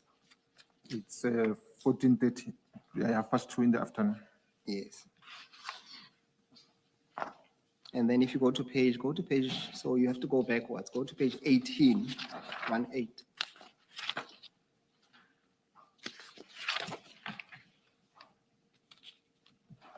Okay. Remember you said the text started on the 15th. Now there's a text on the 16th of September 2021. You'll see your last message at 14:31 where you say, "Okay, General," is that where we should then continue from? Yes, and then on the 16th, I received a call from General Khan, and he requested me to send him my PIN location.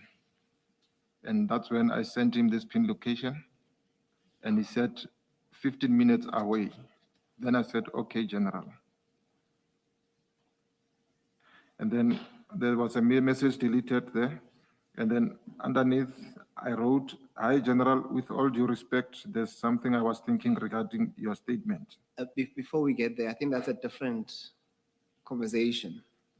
Because if you look at the timestamp, he says to you at 12:48, he is 15 minutes away. Yes. And then you say, "Okay, Jen," at 12:48. And then what follows, it's at 16:49. So there is a gap there. So can we deal with that before we deal with what happens a few hours later in terms of your meeting with him then? Yes, we met. Yes. Yes, Take it from there. after this, we met at Kibla Park at the garage. So that's when we met. And as I, And what you then describe in your statement Yeah. happened. that's correct, You Commissioner. entered his car, passenger side. That's correct, Commissioner. Yeah. Yes. Perhaps I should ask you first, prior to this case of Ayrton and this engagement, Yes. have you had any exchange or meetings with General Khan? Yes, prior to this, there's a case that we we did, and he was close to the, he knew the complainant, and I was investigating a case of, it was theft of diamonds or something like that. So that's when I first met him there. Yes, I suppose the question to be more pointed, have you then exchange, have you ever exchanged private conversations as this one? No, we And didn't. have you arranged private meetings with him No, prior to this one? no. Okay. And then, as the chair correctly said, that you went to the car, you sat in his car, and what I need to find out from you is that one of the issues that he raised is when it comes to the drugs. You said to him, as far as you know, they belong to him, or at least as far as you are aware. What informed that conversation for you to say that to him?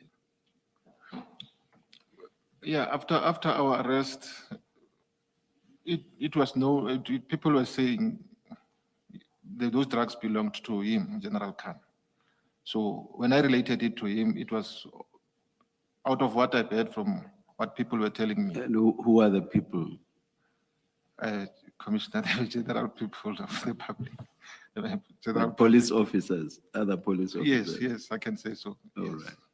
The question is, were you saying in jest? Were you serious, or it was just a joke? No, it was serious.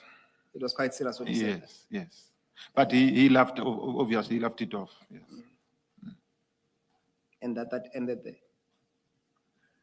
Pardon? That conversation ended there, at him laughing it off.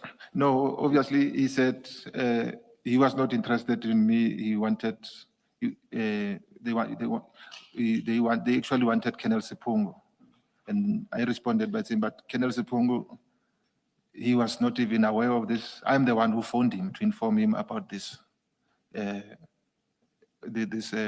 drug bust.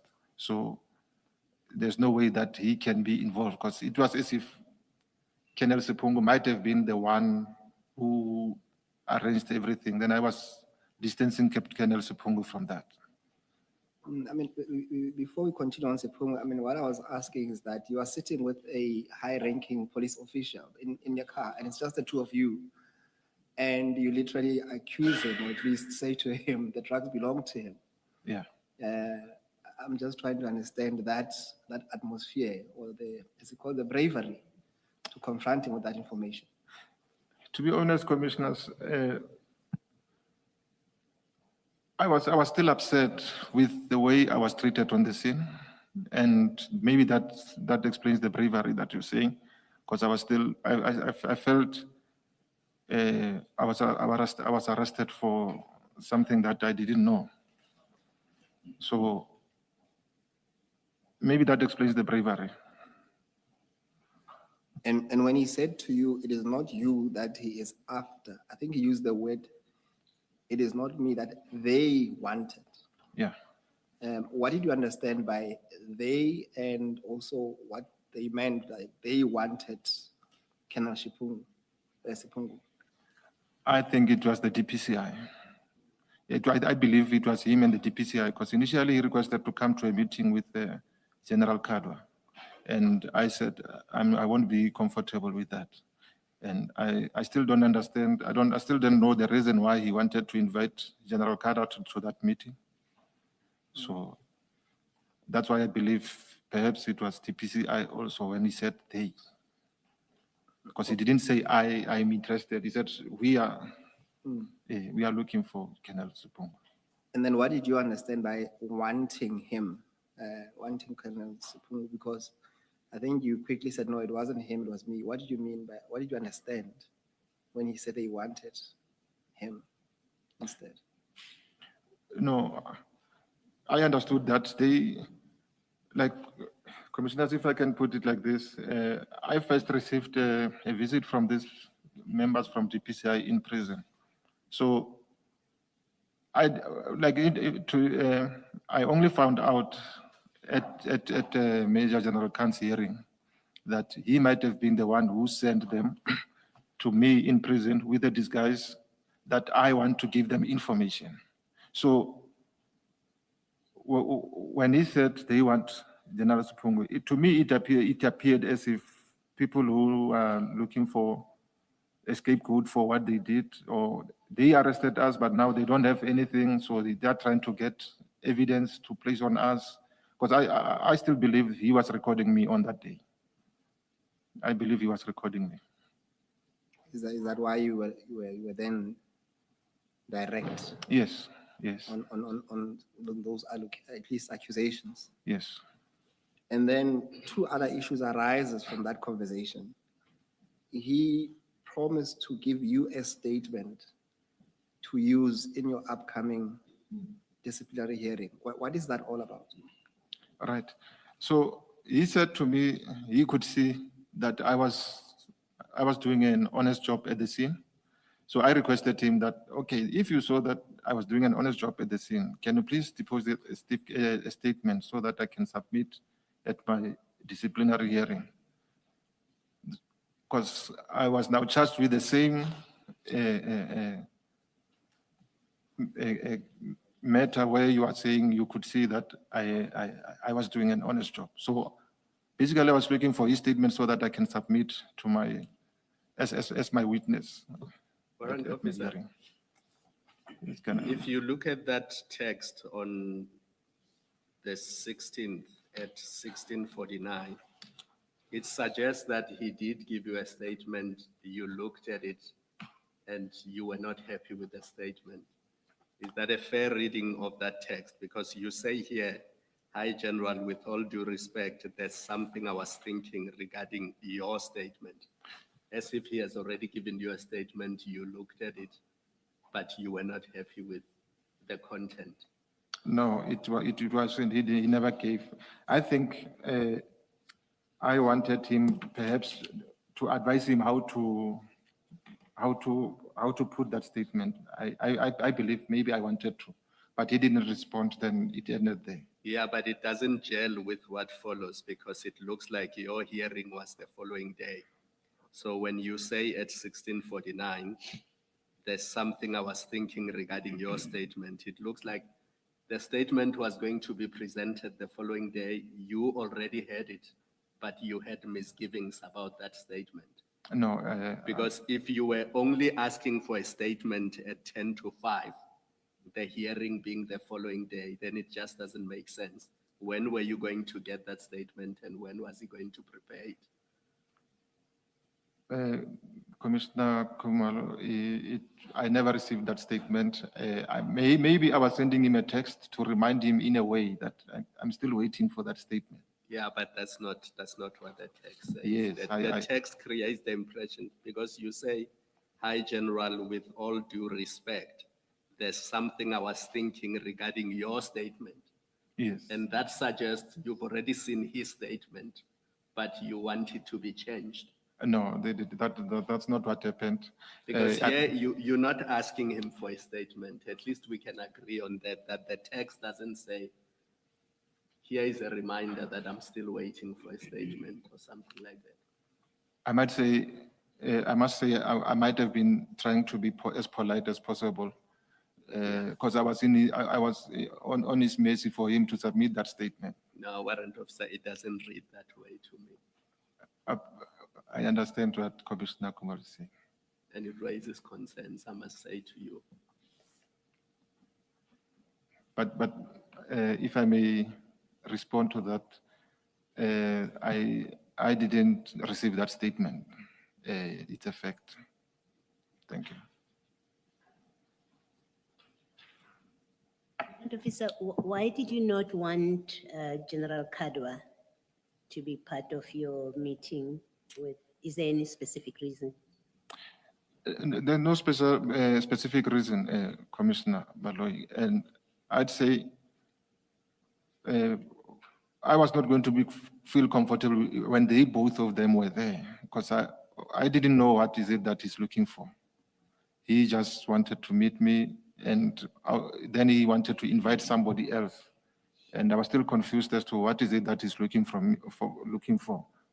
And also with General Kadwa, I was still not okay with what I've heard he did at Poison's Court, because he came to influence the SPP to enroll our case, where I was promised I was going to be released. So I was not feeling okay with that.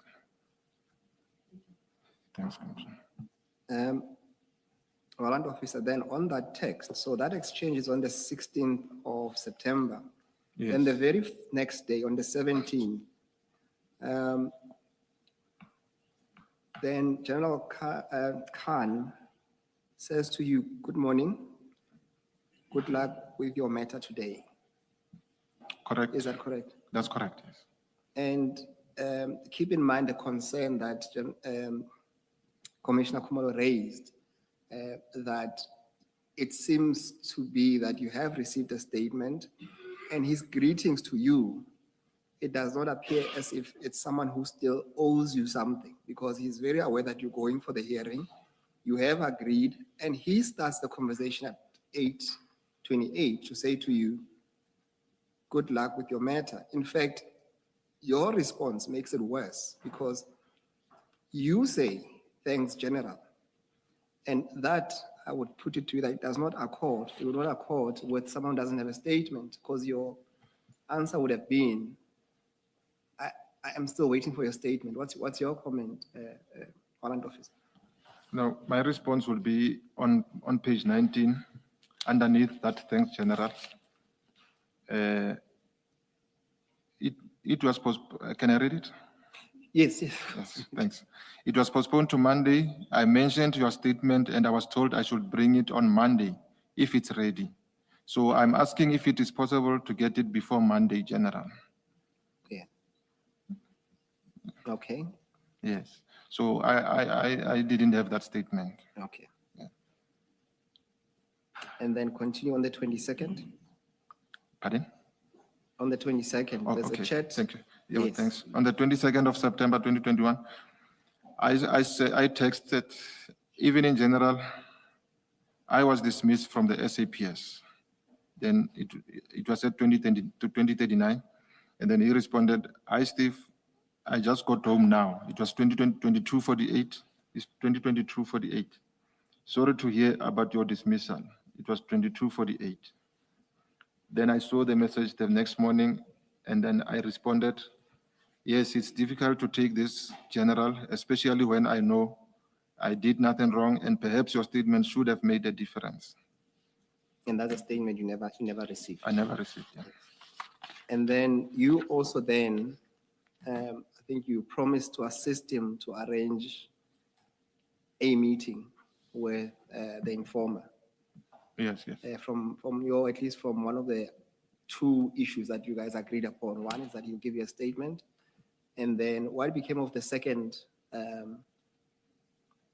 agreement to say that you will make the informer available to him? No, we never took it further, and he never called me back again after this, and I never communicated with him. So he never saw the informer after this. And to date, you've never had Yes, I further today. interaction with him Yes, in I terms don't of have. this matter, or at least the texts and calls? No, nothing. Nothing. Yes. Can I ask a question? Was this person also your informer? How would you have made him available to General Khan? I think it's Mr. Nku. Yes, I obviously I would have made arrangements with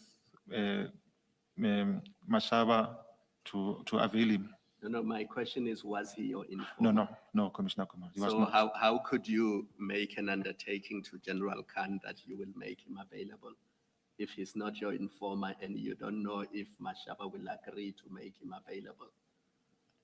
Obviously, I was going to talk to Mashaba and then I would have taken it from there. Yes, my point is, at the time you had not spoken to Mashaba.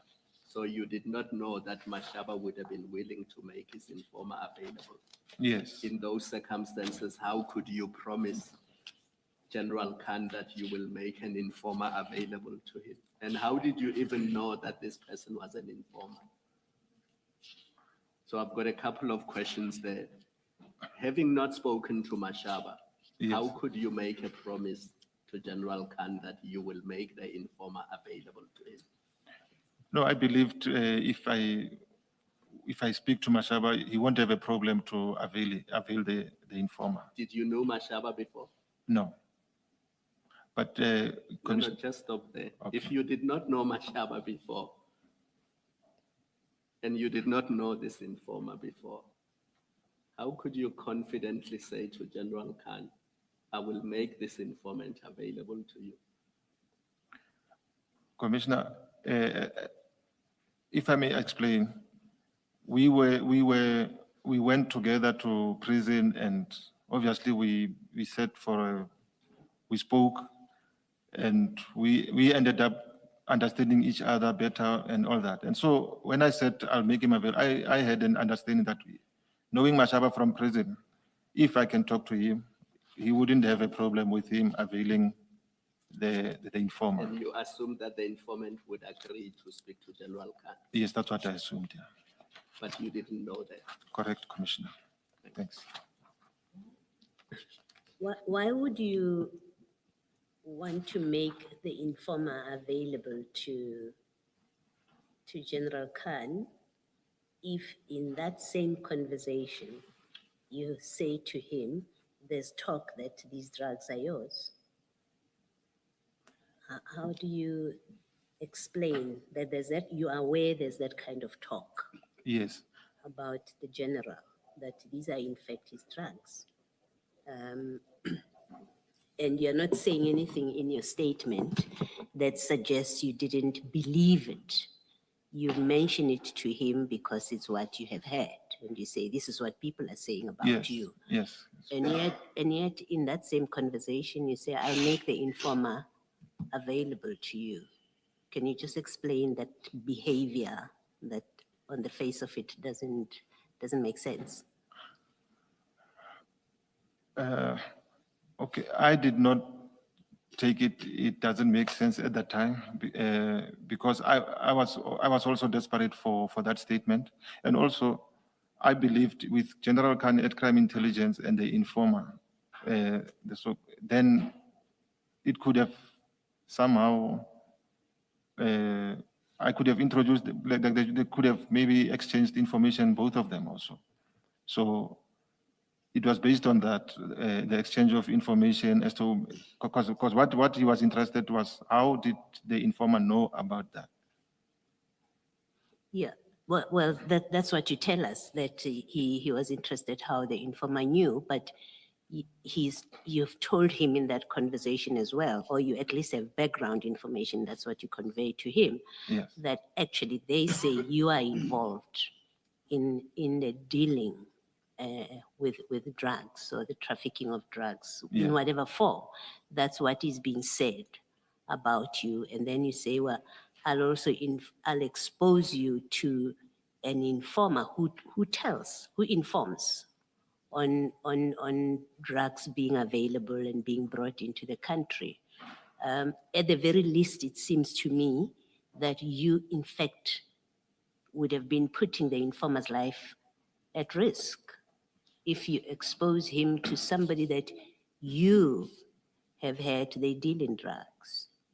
I accept that. You accept that? Yes. It seems like a very poor choice Correct, Commissioner. to have made in this case. Correct, Commissioner, I accept that. Thank you.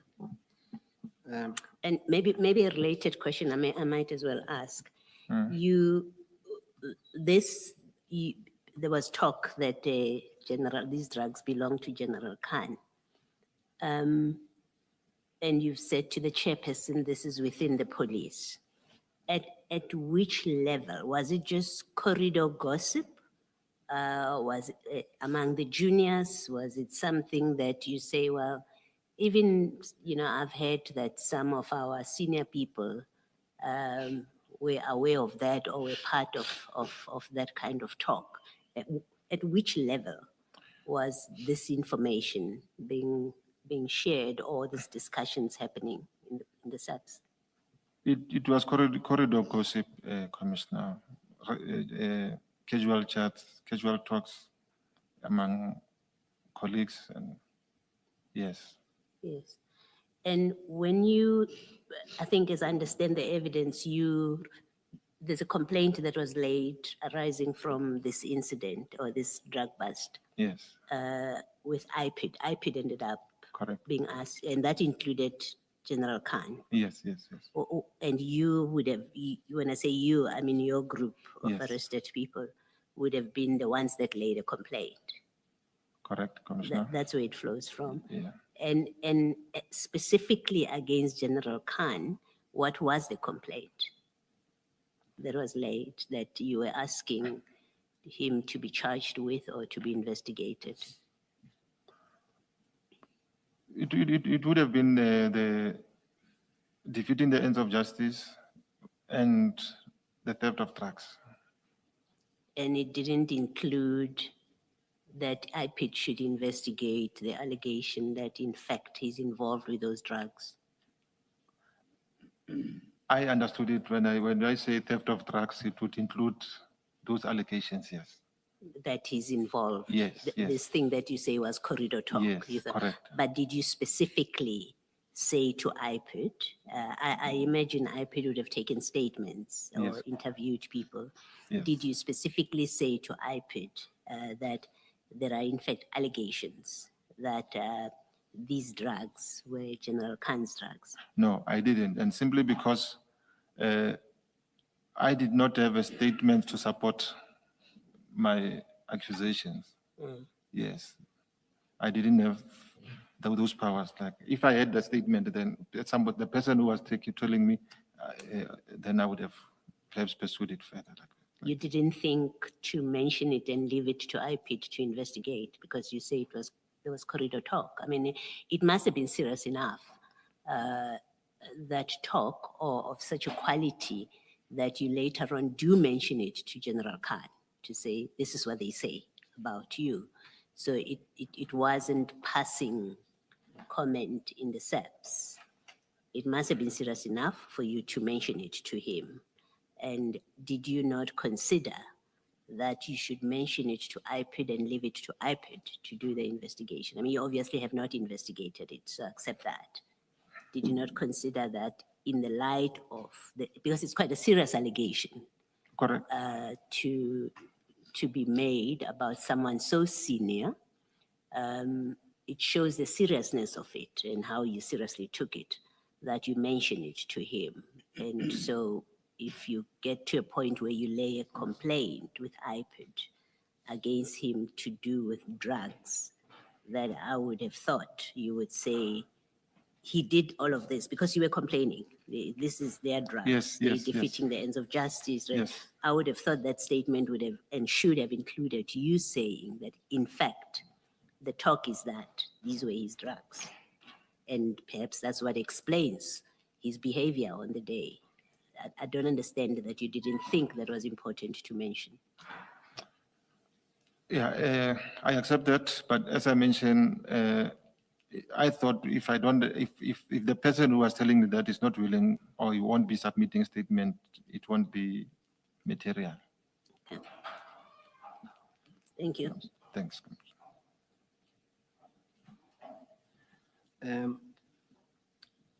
Warrant Officer, I want us to move back to the crime scene at Ayrton.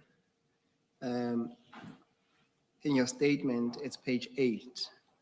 I want you to look at paragraph 23 of that statement because that's what I want to test with you. Paragraph. 23. Now, at paragraph 23, are you there?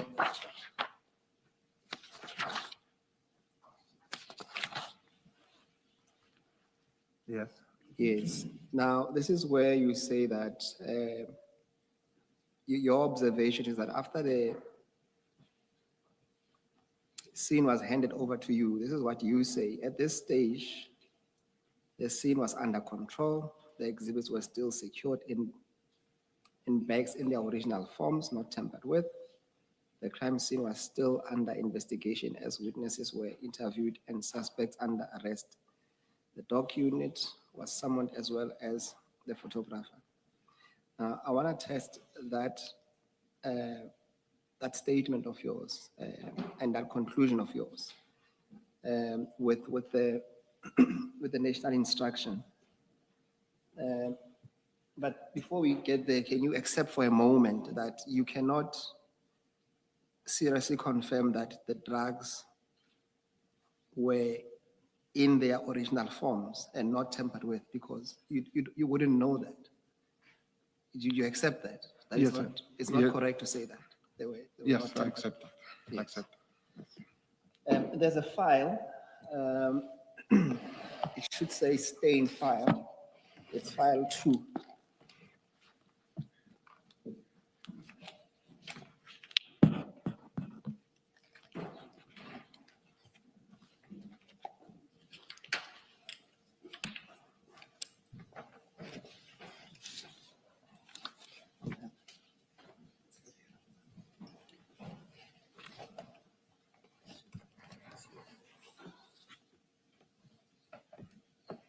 CJC what?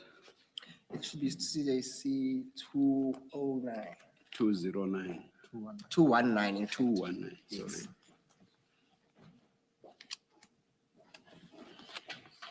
Starting at page 130. Yes, but I would like the chair to start at page 150 of that same document, 150. 150.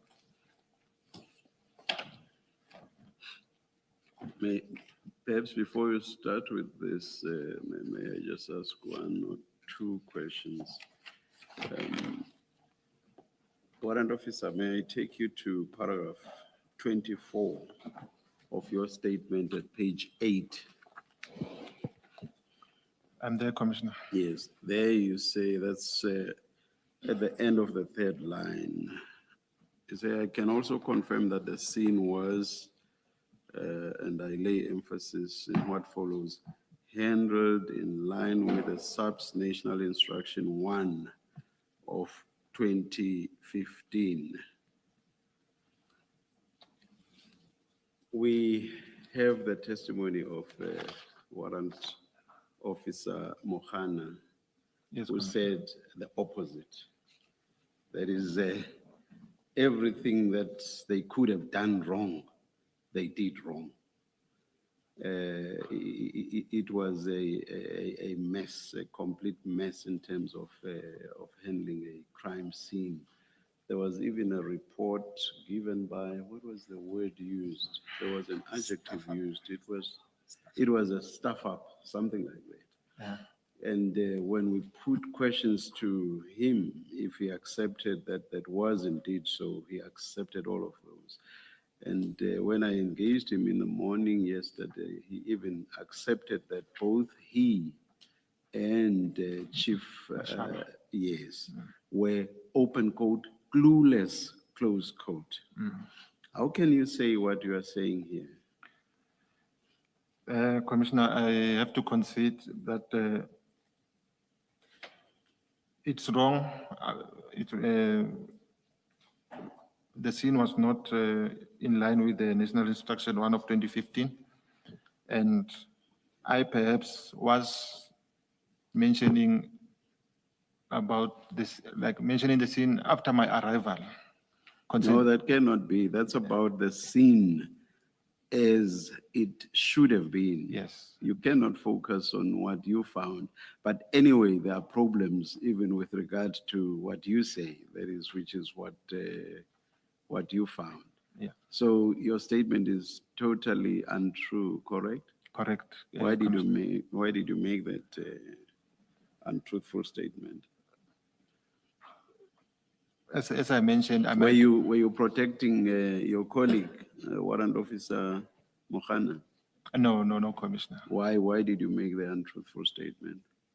Hence, I'm saying it was, to me, it was understood that after my arrival, finding those things there. But I understand, I take the commissioner's point that the scene should have started first. Yes, maybe let me test you on what you say. That is, you were speaking to what you found. What do you mean by that exactly?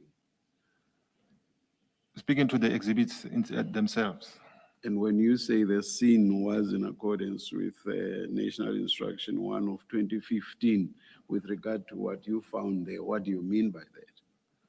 I'm referring to the exhibits, Commissioner. What do you mean by that? Like, that's what the evidence leader was asking above when I said the evidence, the exhibits were still secured in bags. So what you found, go to page 109 of, same file. Go to page 109.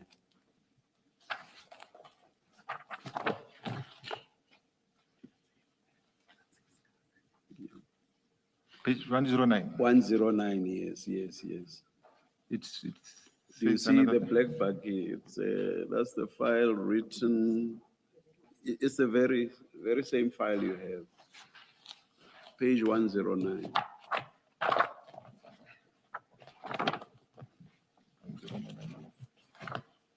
Oh, this one. Please project 109. Thanks.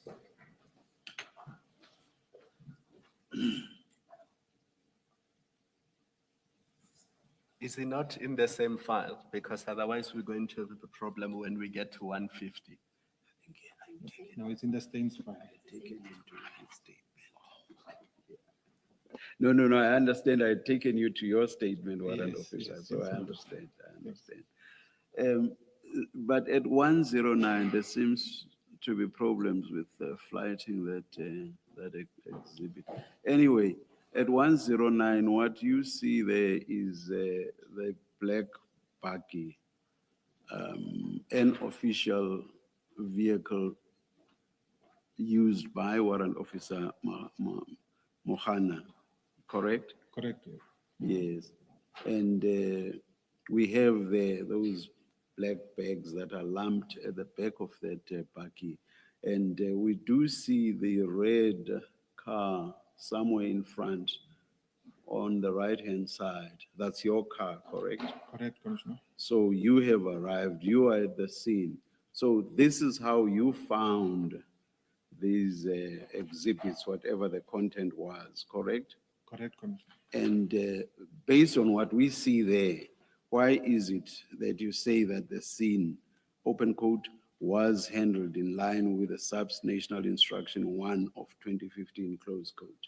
Why do you say that, based on what we see here? Yes. Commissioners, as I explained,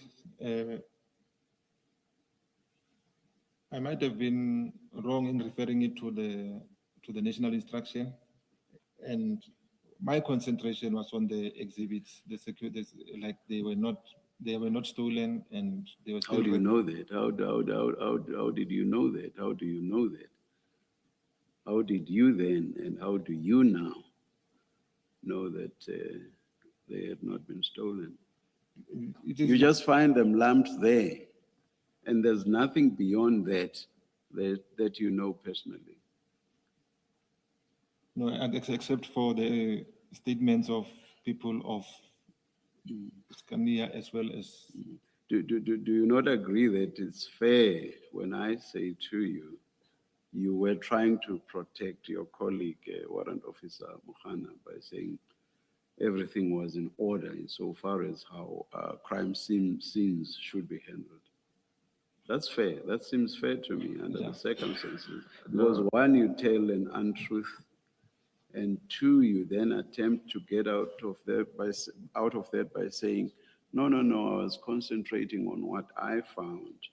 But even that doesn't make sense. So what seems to make sense to me is that you were trying to protect your colleague. No, I wouldn't do that, Commissioner. What were you doing then? Telling a lie. What were you doing? I do not have any explanation, but not that I was covering for him. Yes. You just told a lie for the sake of it. Ubuama kafela. No, not really, Commissioner. All right, I'll leave it at that. And can you just, on the topic of covering up for your colleague, why did you say to your superior that Officer Makhanu is somebody from crime intelligence when we know that he's from Crime Information Analysis Center? Because your superior has deposed to two affidavits where he says when you called him, you said to him, crime intelligence requires assistance from you to go to Ireton and help with a drug bust. So why would you mislead your superior? I mean, you must have known that Mokhane is not from crime intelligence. No, honestly, I did not know. And what I understand even now, sitting here, is that SIMEC is another leg of crime intelligence. I might be wrong. So he always introduced himself. And like I said in my statement, most of the informers in that area, I got assistance from him when we were working. So that goes together with crime intelligence. No, So, but you know he works at a police station. Is it Zonkizis or what? correct. Yes. But how can that be crime intelligence? Even I know that somebody who works at Zonkizis police station is not crime intelligence. You, an experienced and seasoned police officer who has worked with this person in the past, who was previously stationed in Alberton, why would you not know that? And I'm raising this because you've created an impression in this commission that you had permission from your superior. He knew that you were supposed to be there. That's why you were there. But the truth is you misled your superior, because what you told your superior is that crime intelligence has requested your assistance. And on the basis of what you told him, he said, yes, go ahead. But what you told him was not true. No, Commissioner Khumalo. From what I understand, Marumo, Warrant Officer Mokhana, it works in, okay, SIMEC it's another department in crime intelligence. So that's why I said he's from crime intelligence. And like I'm explaining, he's been giving information for, and people who are working with informers are from crime intelligence. No, Maybe everybody works with informers. I mean, even somebody from a local police station has informers. If you had said to your superior, a police officer from Zonkizizo police station is chasing drugs from Ekurhuleni to Johannesburg, and it's just him and a traffic official, the two of them only have called me to join them, I doubt that your superior would have said, yes, go and join them, because you are at a level of a warrant officer. The only reason your superior allowed you to go there is because you told him that crime intelligence, I mean, he's specific in both his affidavits. He says you told him that crime intelligence asked for your assistance. And it was on that basis that he gave you the go ahead. Hence, I say you misled your superior.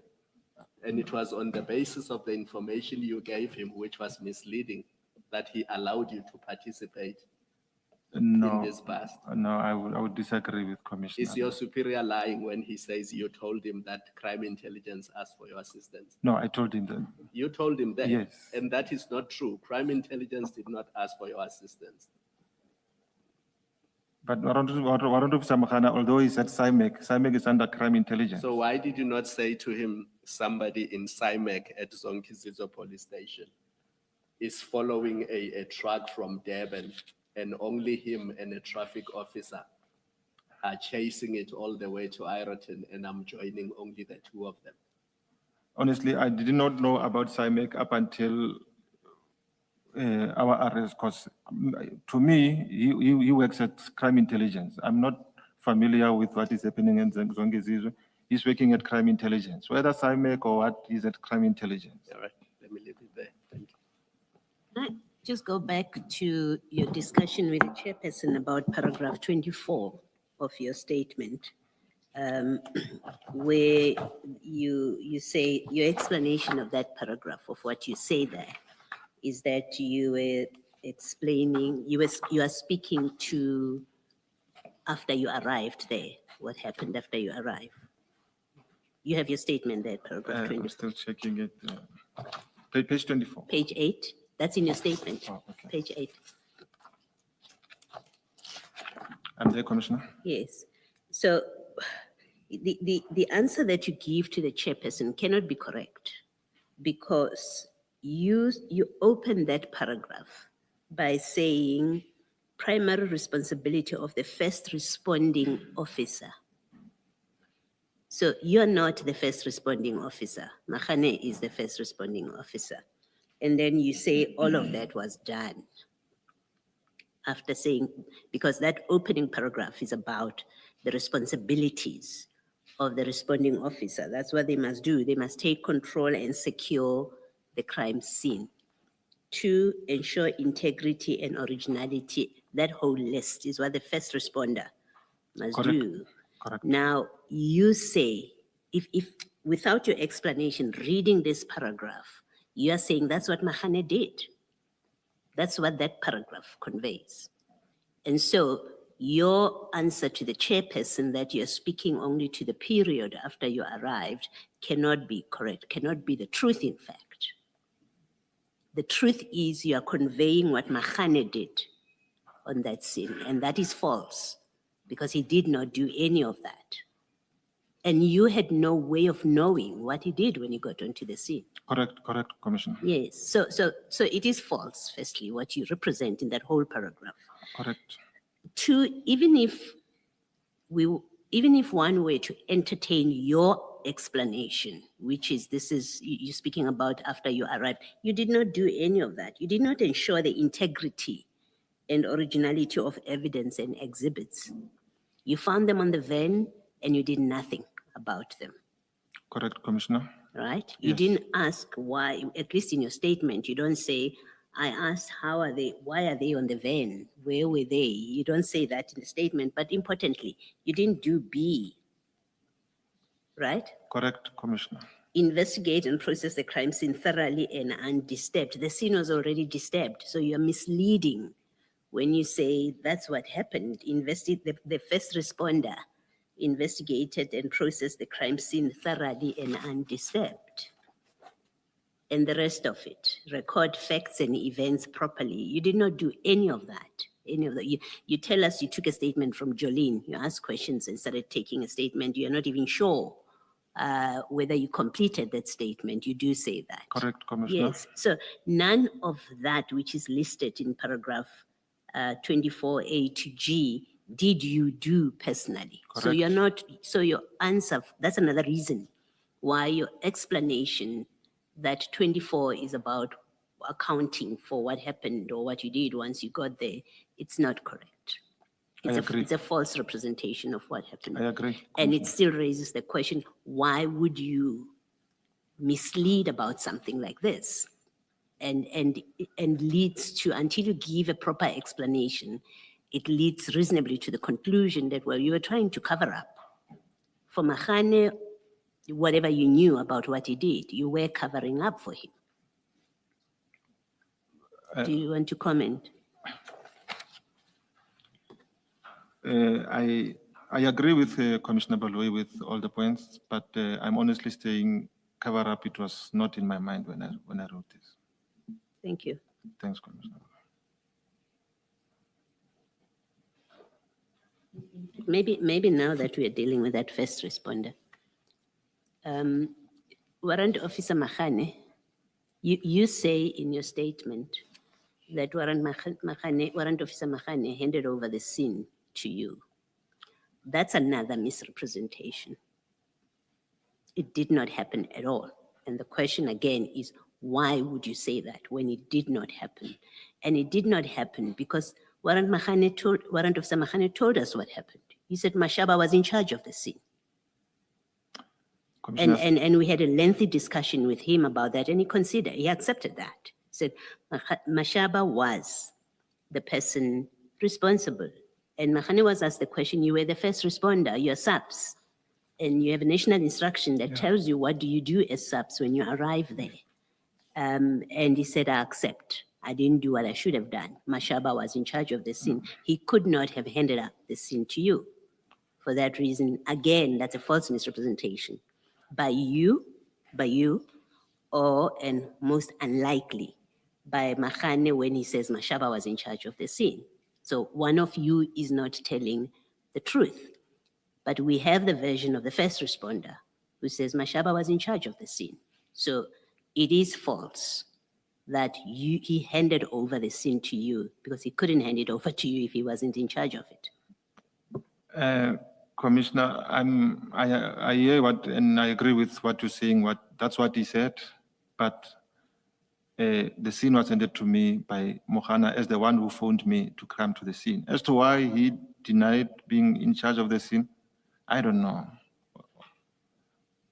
Yes, he called you to the scene. There's no question about that. He called you and you tell us in a statement that he said, I want backup. Nowhere in your statement do you say to us, he called me and said, I want you to come and take control of the scene. So he's called and he said he wants backup. Now you are at the scene and you say he handed the scene over to you. And all I'm putting to you is he couldn't, if on his own version, he was not in charge of that scene, then he had no scene to hand over to you. He couldn't hand over to you. And either you or him are lying to the commission. Can you please indulge me on the same topic? You said somewhere in your statement that in terms of the regulations, and you say this in the context of you lodging a complaint against the IPID officers and General Khan, those who came after you. And you say, regardless of the rank, if you arrive at a scene and you find a police officer there, you don't just give them instructions, you don't just take over from them, is that correct? Correct. I'm not misrepresenting what you said.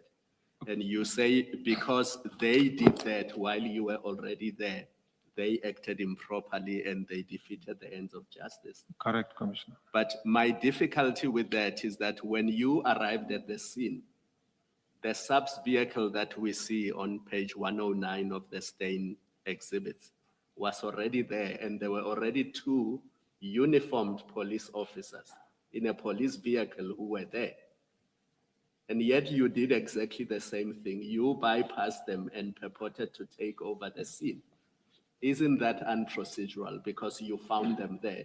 You should have let them tell you what is going on, what they found when they got there, and they are the ones who would have then handed over to you if they saw fit to do so. Isn't that correct? No, Commissioner, what happened is the first member on the scene, we agree it was Mohana, SAPS member, it was Mohana. So if it was supposed to be the Boyden's members to hand over the scene to me, it would have been Mohana handed over the scene to them and then to me. So hence I'm saying. Were you not listening to Commissioner Baloyi when she says, Mohana has already said it was not his scene, it was Mashaba's scene. So if anybody needed to hand over, then it would be Mashaba. But because Mashaba, the prescripts of SAPS don't apply to him, the officers who were there, who were in uniform, who were responding to a complaint that both Mashaba and Mohana are criminals who are impersonating police officers and they're trying to hijack a Scania truck. SAPS officers went there to prevent that. When you arrive there, you find a police van with SAPS officers presumably in uniform. They don't hand over to you what they are investigating because they are there investigating a hijacking attempt of a truck. Correct. Right? Correct, yes. Now, as far as they are concerned, that's the scene, the hijacking of a truck. And the suspects are Mohane and Mashaba. But when you get there, you bypass those police officers and you start doing whatever it is that you were doing. It's not clear because you did nothing to the exhibits that were in the back of the buggy. You did not touch them, you did not secure them, you did nothing to them. So it's not clear exactly what you did when you got there, other than these seals that you handled improperly as it appears. So even on your version, it seems that you did not comply with the prescripts as you have explained them.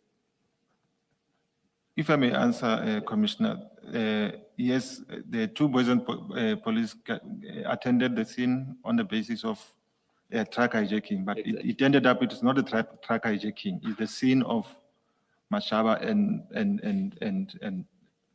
Mohana of possession of drugs. It's no more their mandate that they came for. It is the other way around.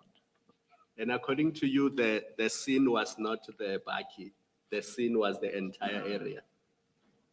Yes, I'll Did, take did that. you cordon off the 7 Series BMW that was parked nearby? Did you search it to look for exhibits, including this 60,000 rands that was found inside No, of it? to be honest, Commissioner Kumalo, that car, I was not even, because it was standing there, I did not even know, like, as I said in my statement, the first time I saw the driver was when we were in the back of the bike, because I was concentrating on what I was doing. So which scene did you secure then, according to you? Where the drugs were, as I mentioned on that tape, when they were, because that's where my scene was, where I was concentrating. And how did you know it was drugs? Because you did not open the bags and look inside. How did you know it was drugs? The smell. What? With the smell Smell of what? of cocaine. You could smell cocaine? Yes, And you could tell that it was cocaine? it was suspected cocaine, yes. Is that why you arrested the 3 people? Correct. But they were not arrested by me physically. You said you gave somebody the tape to handcuff them. Yeah, it was Captain Midupi. Actually, he's the one on page 109 of Stain's bundle. But Yes. you gave, what did you call it, the tape that The- you said? The cable ties. Cable ties? Yes, You Commissioner. gave the instruction that they should be arrested. Yes. And why? Why did you give instructions that these 3 people should be arrested? For possession of drugs. But how do you know they possess drugs? Because you arrived there and you found drugs in the back of the bakkie. How do you know that these 3 people possess drugs? Because the statements, Commissioner, were that those drugs are from the truck that he was driving. Yes, but you're not arresting the driver, you're arresting 3 people. So why were you arresting the other 2 people? No. As I explained in my statement, the person that I requested Captain Midupi to cuff, it was the driver. Yes. And I was busy taking a statement on the second person. So the decision whether to arrest or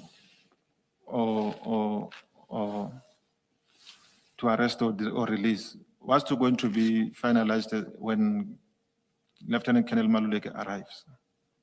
So you arrested the driver on the basis that you could smell the cocaine, and because you were told that he was driving the truck, you concluded that he was in possession of the drugs, Correct. and you gave an instruction that he should be arrested.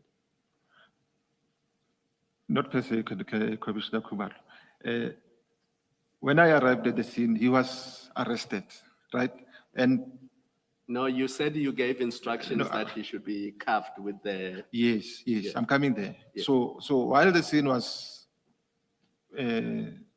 chaos, he was now standing on the other side. Then I went to fetch him and handed over to him to get Captain Midupi to cuff with the cable ties.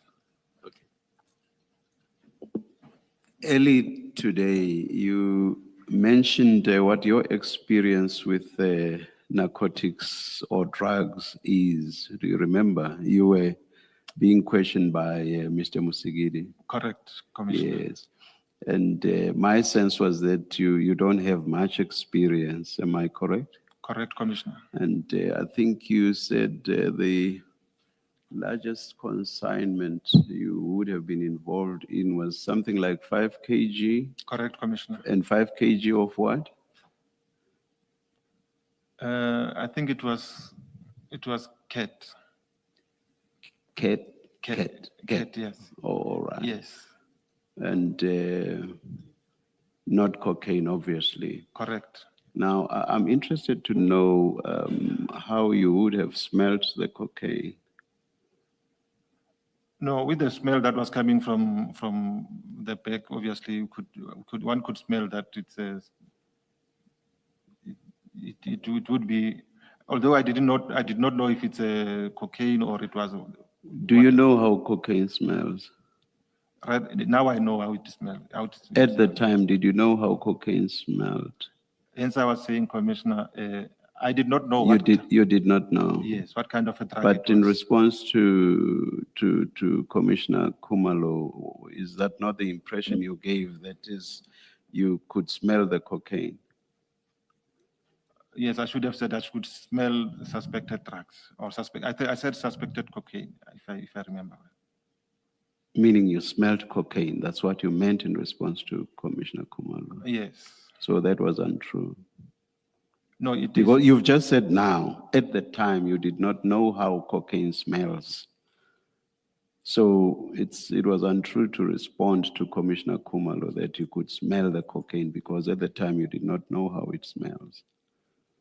But there was a smell coming out of the bags, We're Commissioner. talking about cocaine. Oh, You okay. say you did not know at the time how That is correct. cocaine smells. Yes, I agree, Commissioner. But in response to his question, you said you could smell the cocaine. So I'm saying if you did not know how cocaine smelled, you could not, or it would be untrue to have responded to Commissioner Kumalo by saying you smelt the cocaine. That was untrue, correct? Correct, Commissioner. You've told quite a number of untruths when all three of us are engaging you on a number of issues. Do you want to explain why you've told that many untruths, Warrant Officer? It is not per se that it is untruth, Commissioner. Maybe it is how I explain or express, because I wanted to say I could smell it was drug, but not cocaine. But I understand I already considered it was cocaine, and that statement was false. So I do not have any. It's untrue, so you cannot change that, and you've basically accepted that it was untrue, so you cannot make it true. You've already accepted it was untrue. So I don't understand what purpose the explanation serves.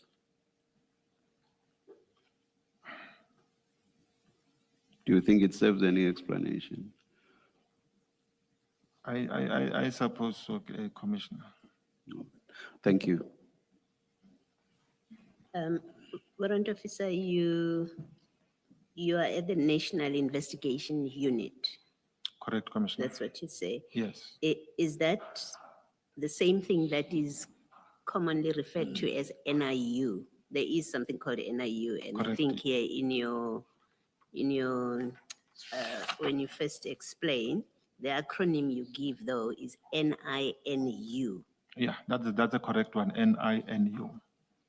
It's the same unit that is normally referred to as just NIU, or there's another unit No, called NIU? there's another unit of investigation, NINU. Okay, then which is where you are. That's correct, And Commissioner. then NIU? NIU is another unit of the intervention unit. Yes. Yes, Okay, so it's a different it's a unit. different altogether. unit, Commissioner. Okay. Now in paragraph 2.5, you set out of your statement, you set out your duties in the NINU. Correct, Commissioner. That's still correct. That's what that unit does. Yes, that's correct, Commissioner. Okay. It's blue light robberies, airport following robberies, head office inquiry files and high profile cases as determined by the Minister of Police, Deputy Minister of Police, National Commissioner, Deputy National Commissioner, Divisional Commissioner and political leaders. So you've told us what that unit does. Correct, Commissioner. The request from Mr. Makhane is not one of those. Correct, Commissioner. Okay. How do you get involved with it? You are in Pretoria. I think you're based in Pretoria. Yes, you I'm say. based there. You get called out to the East Rand by a station-based person who is in fact an office-bound person. He's not a detective. He's accepted, he's told us that, he's accepted that. You get called out to come to this operation on something that is not any one of what you say is the functions of your unit. Can you explain why you get involved with it? It's far from you jurisdictionally even. It's far from you and you go and get involved with it. From someone who is not a detective for that matter. Okay, I'll start with the jurisdiction part. I'm working nationally, hence,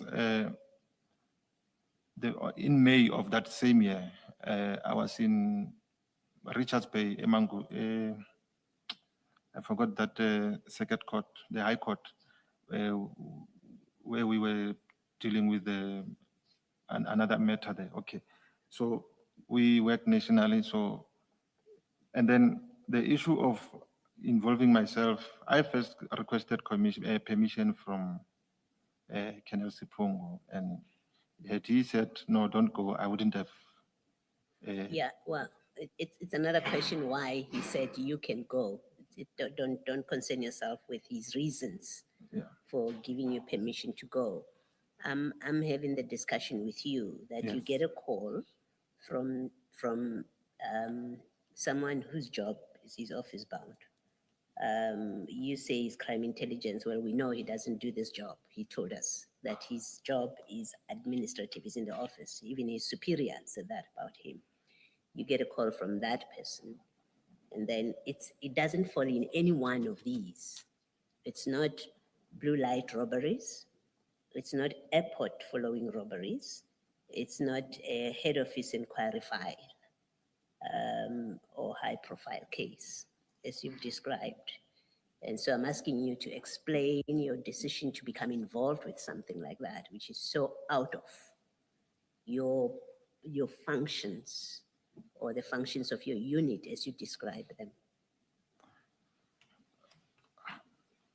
Commissioner, I got permission. I got involved by requesting first permission to attend. Yes. Yes. Okay. What I could ask you, and maybe your answer is as good as it will ever be, that why did you ask for permission about something that has nothing to do with you? That's really my question. Why did you decide to become involved with it? You could have said to Mahane, look, I can't help you. Go find somebody else or refer him to people that you know in your unit deal with these kind of things. Or the right DPCI, SANEP, the ones that I think you say you referred him to, you call SANEP eventually. You don't do that.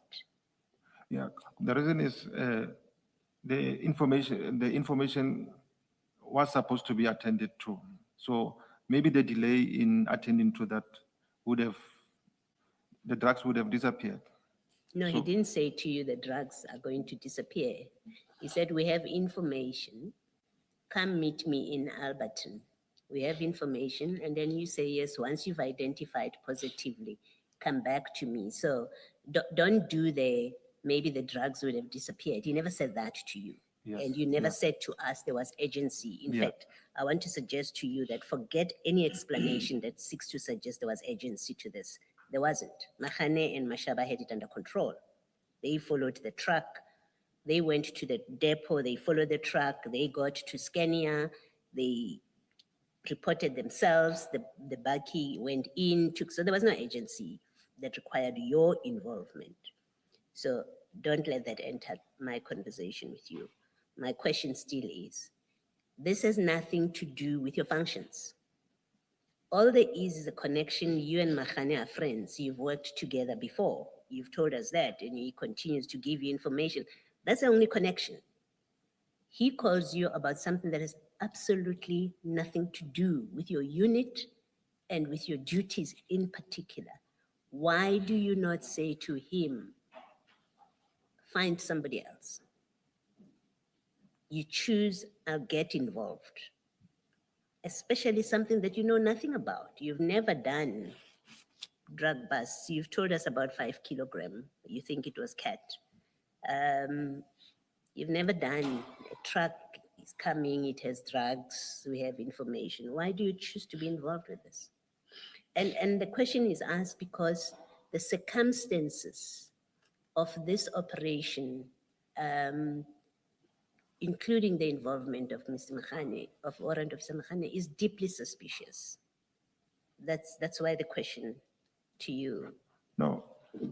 Yes. I understand. And Commissioner, I honestly assisted because I was available and there was there was no, like, and I was, I seek permission and it was granted. That's the only reason why I could say I attended. Okay. And you say, you tell us in your statement that Warrant Officer Mahane asked for backup. You say that at paragraph 6 of your statement. He Yes, says yes. that he needed backup. What does it mean when you get a call to say, I need backup? Backup would include the role players of whatever the crime that you are busy investigating. So you're not saying that in your statement. You're not saying he told you, get me the role players. He calls you, he says, I want backup. Yes. So you understood that he needs you to Role come and players, yes. to come and assist him at the scene. Because if he had said to you, I want you to find me role players, you would have said it in your statement. Yes, by virtue of telling me to back up, then I know that that kind of crime will need a photographer, will need a doc unit, and so on. That's why I started by calling them to the scene. Okay. And you do that without knowing whether he has called those people, because you don't tell us in your statement that he said to you, I want backup, which means I need you to call people. You're not the only one, remember, that he calls for Yes. backup, and not Yes. everybody did what you did. Yes.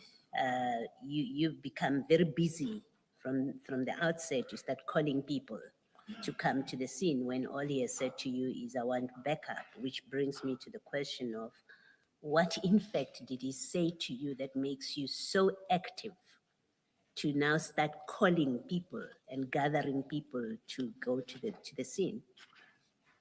There's a paragraph where I mentioned that he told me that he's been trying to get other people who are out of the province or others whose phones are off. Although I didn't write it in the statement that he said he phoned, because he probably told me about Doc Unit as well. He phoned Maja and he couldn't come and assist. So I included it in that statement that I made, that he wanted me to call. He told me that he was calling other people, but who are not available and all that. Have you ever had to organize? I understood your evidence earlier that you've never had to organize or manage a scene. You've never had to do that. The drug scene of this magnitude, yes. Did a drug scene? Have Yes. I understood you correctly? Yes, correct.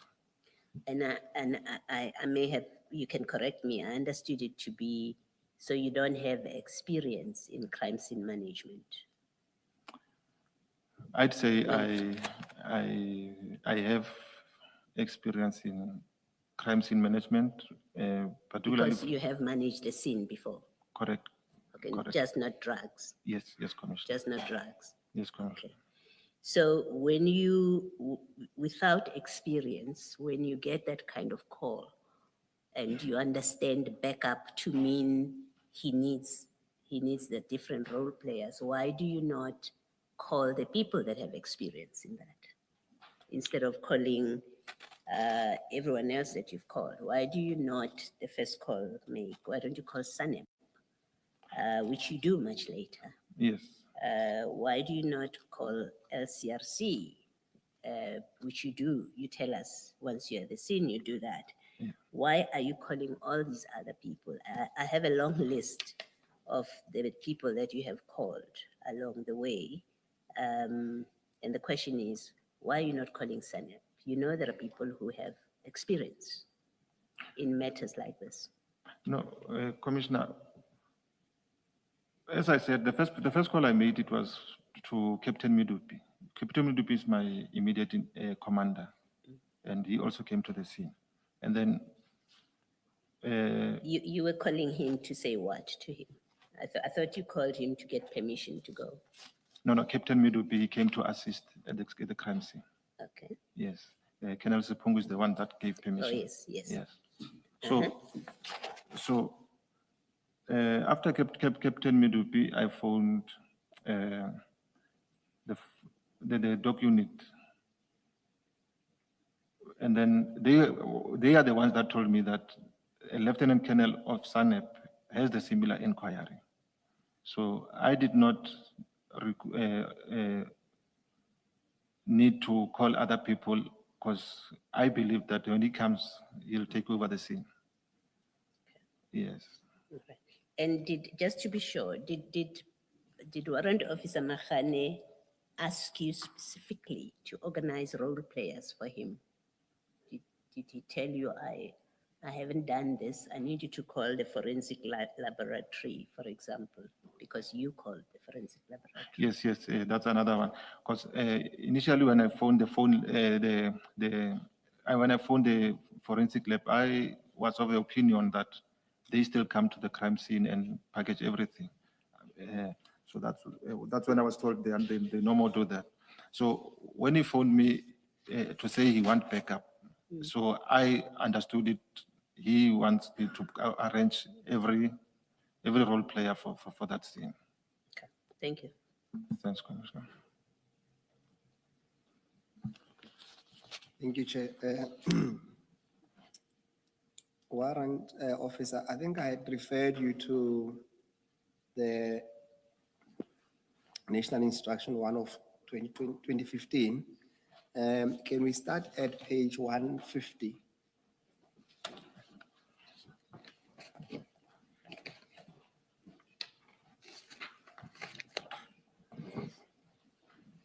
System security, So that's which the bundle? CJ's, the stain bundle, CJC 219.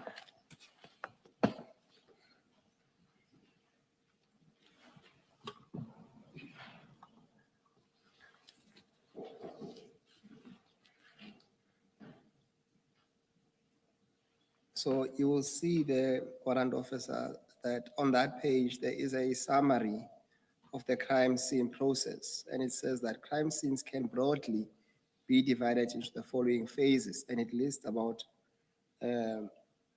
let's go through them in fact, because it actually tells you where to find them. So the first phase will be the reporting, and then the activation, the responding, controlling, the handover, the planning, the investigating and processing, debriefing, restoring, releasing, and the last one will be evaluation. And in this case, because you had at least testified that you were involved at the handover, I want us to go and look at the handover phase as to what that entails, as you at least allege in your statement. That will appear on page 140. So you have to go about 10 pages back.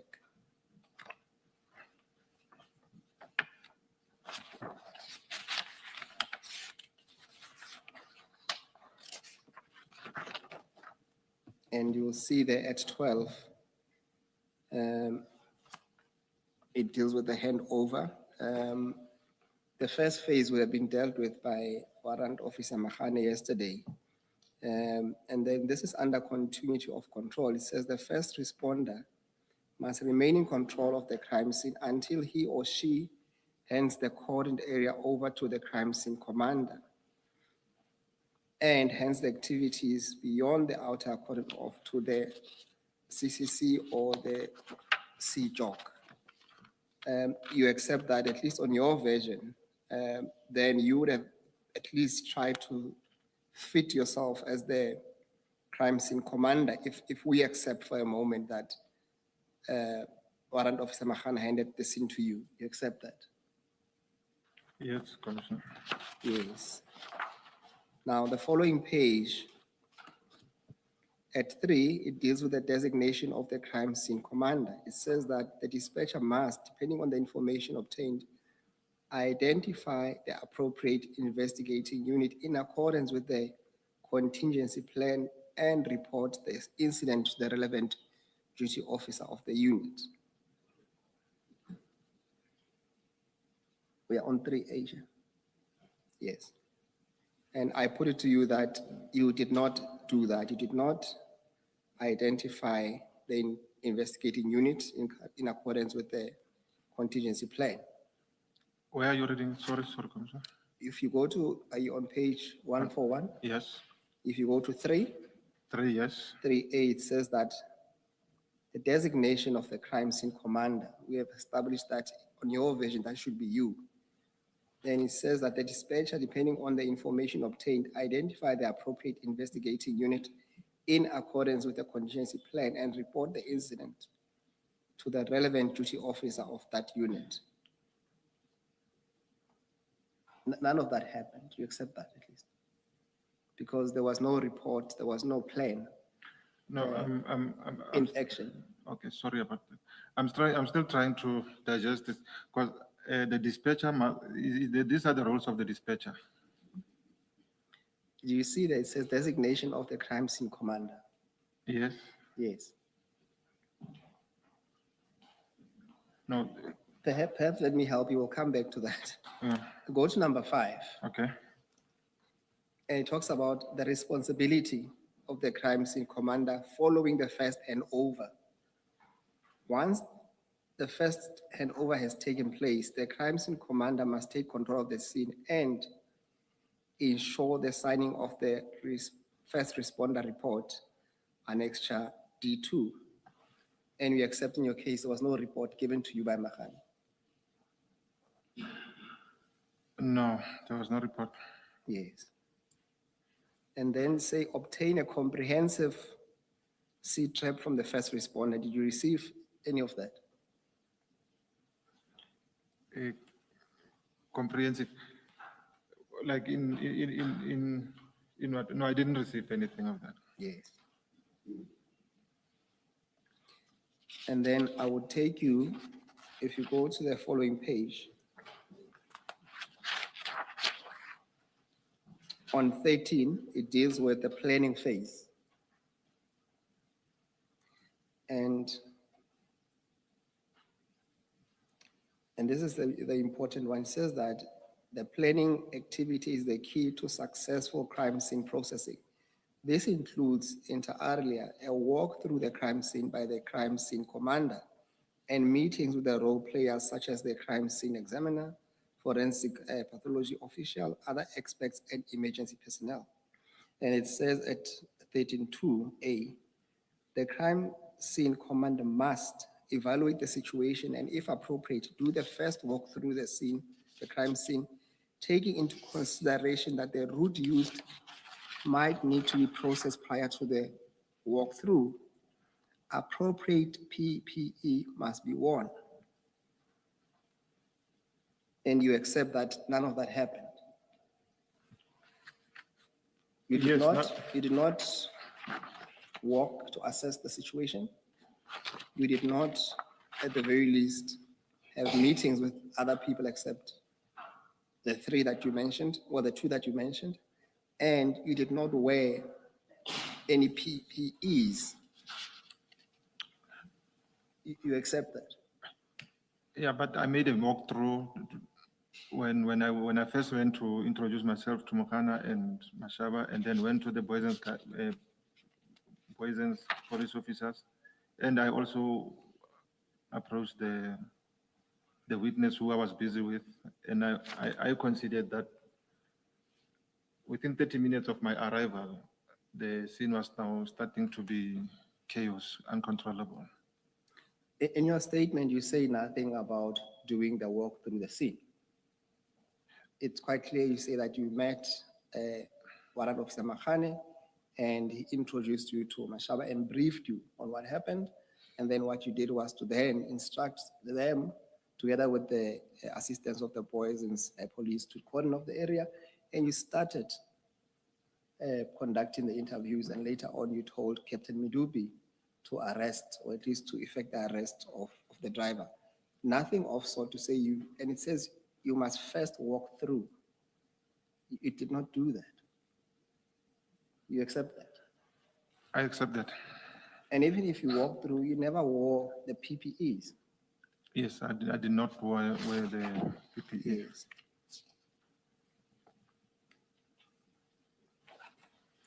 And for the purpose of this conversation, I think they're quite, the rest of the requirements are quite obvious and apparent that they were not met.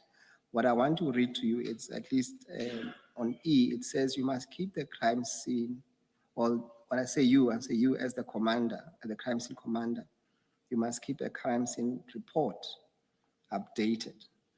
And you never said that. You never attempted to keep a report. All you did was to rush to start taking statements. What's your comment? Commissioners, if I may say, yes, that's true what happened.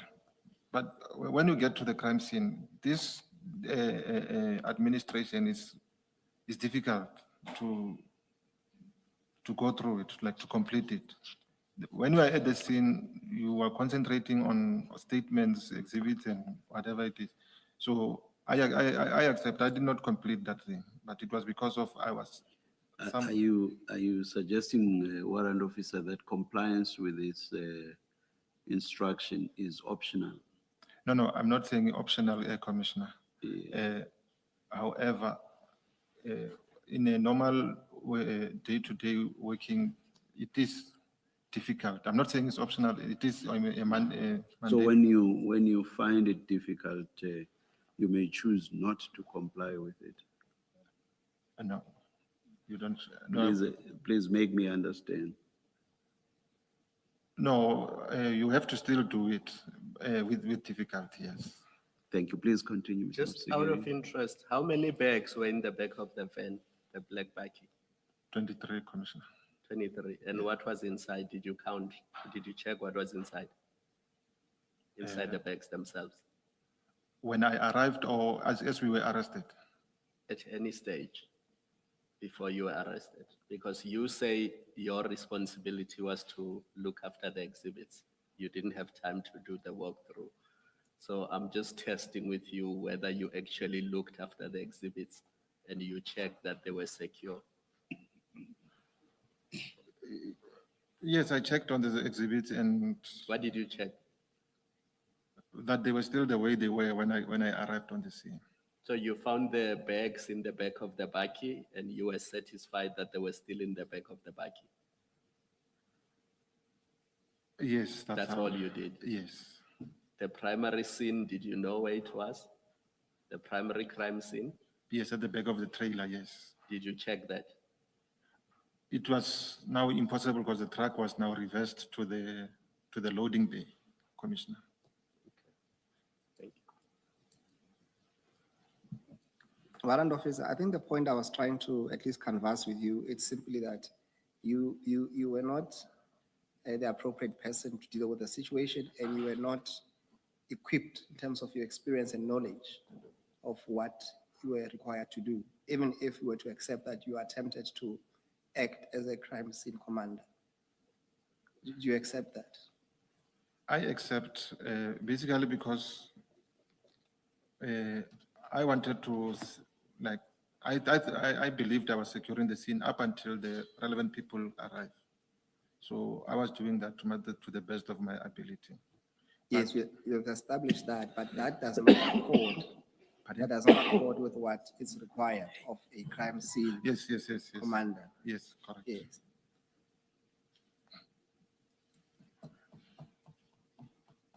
Chair, it's 1 o'clock. I don't have any further propositions to put to the witness in terms of this crime scene. Unless the chair has further questions or the commissioners.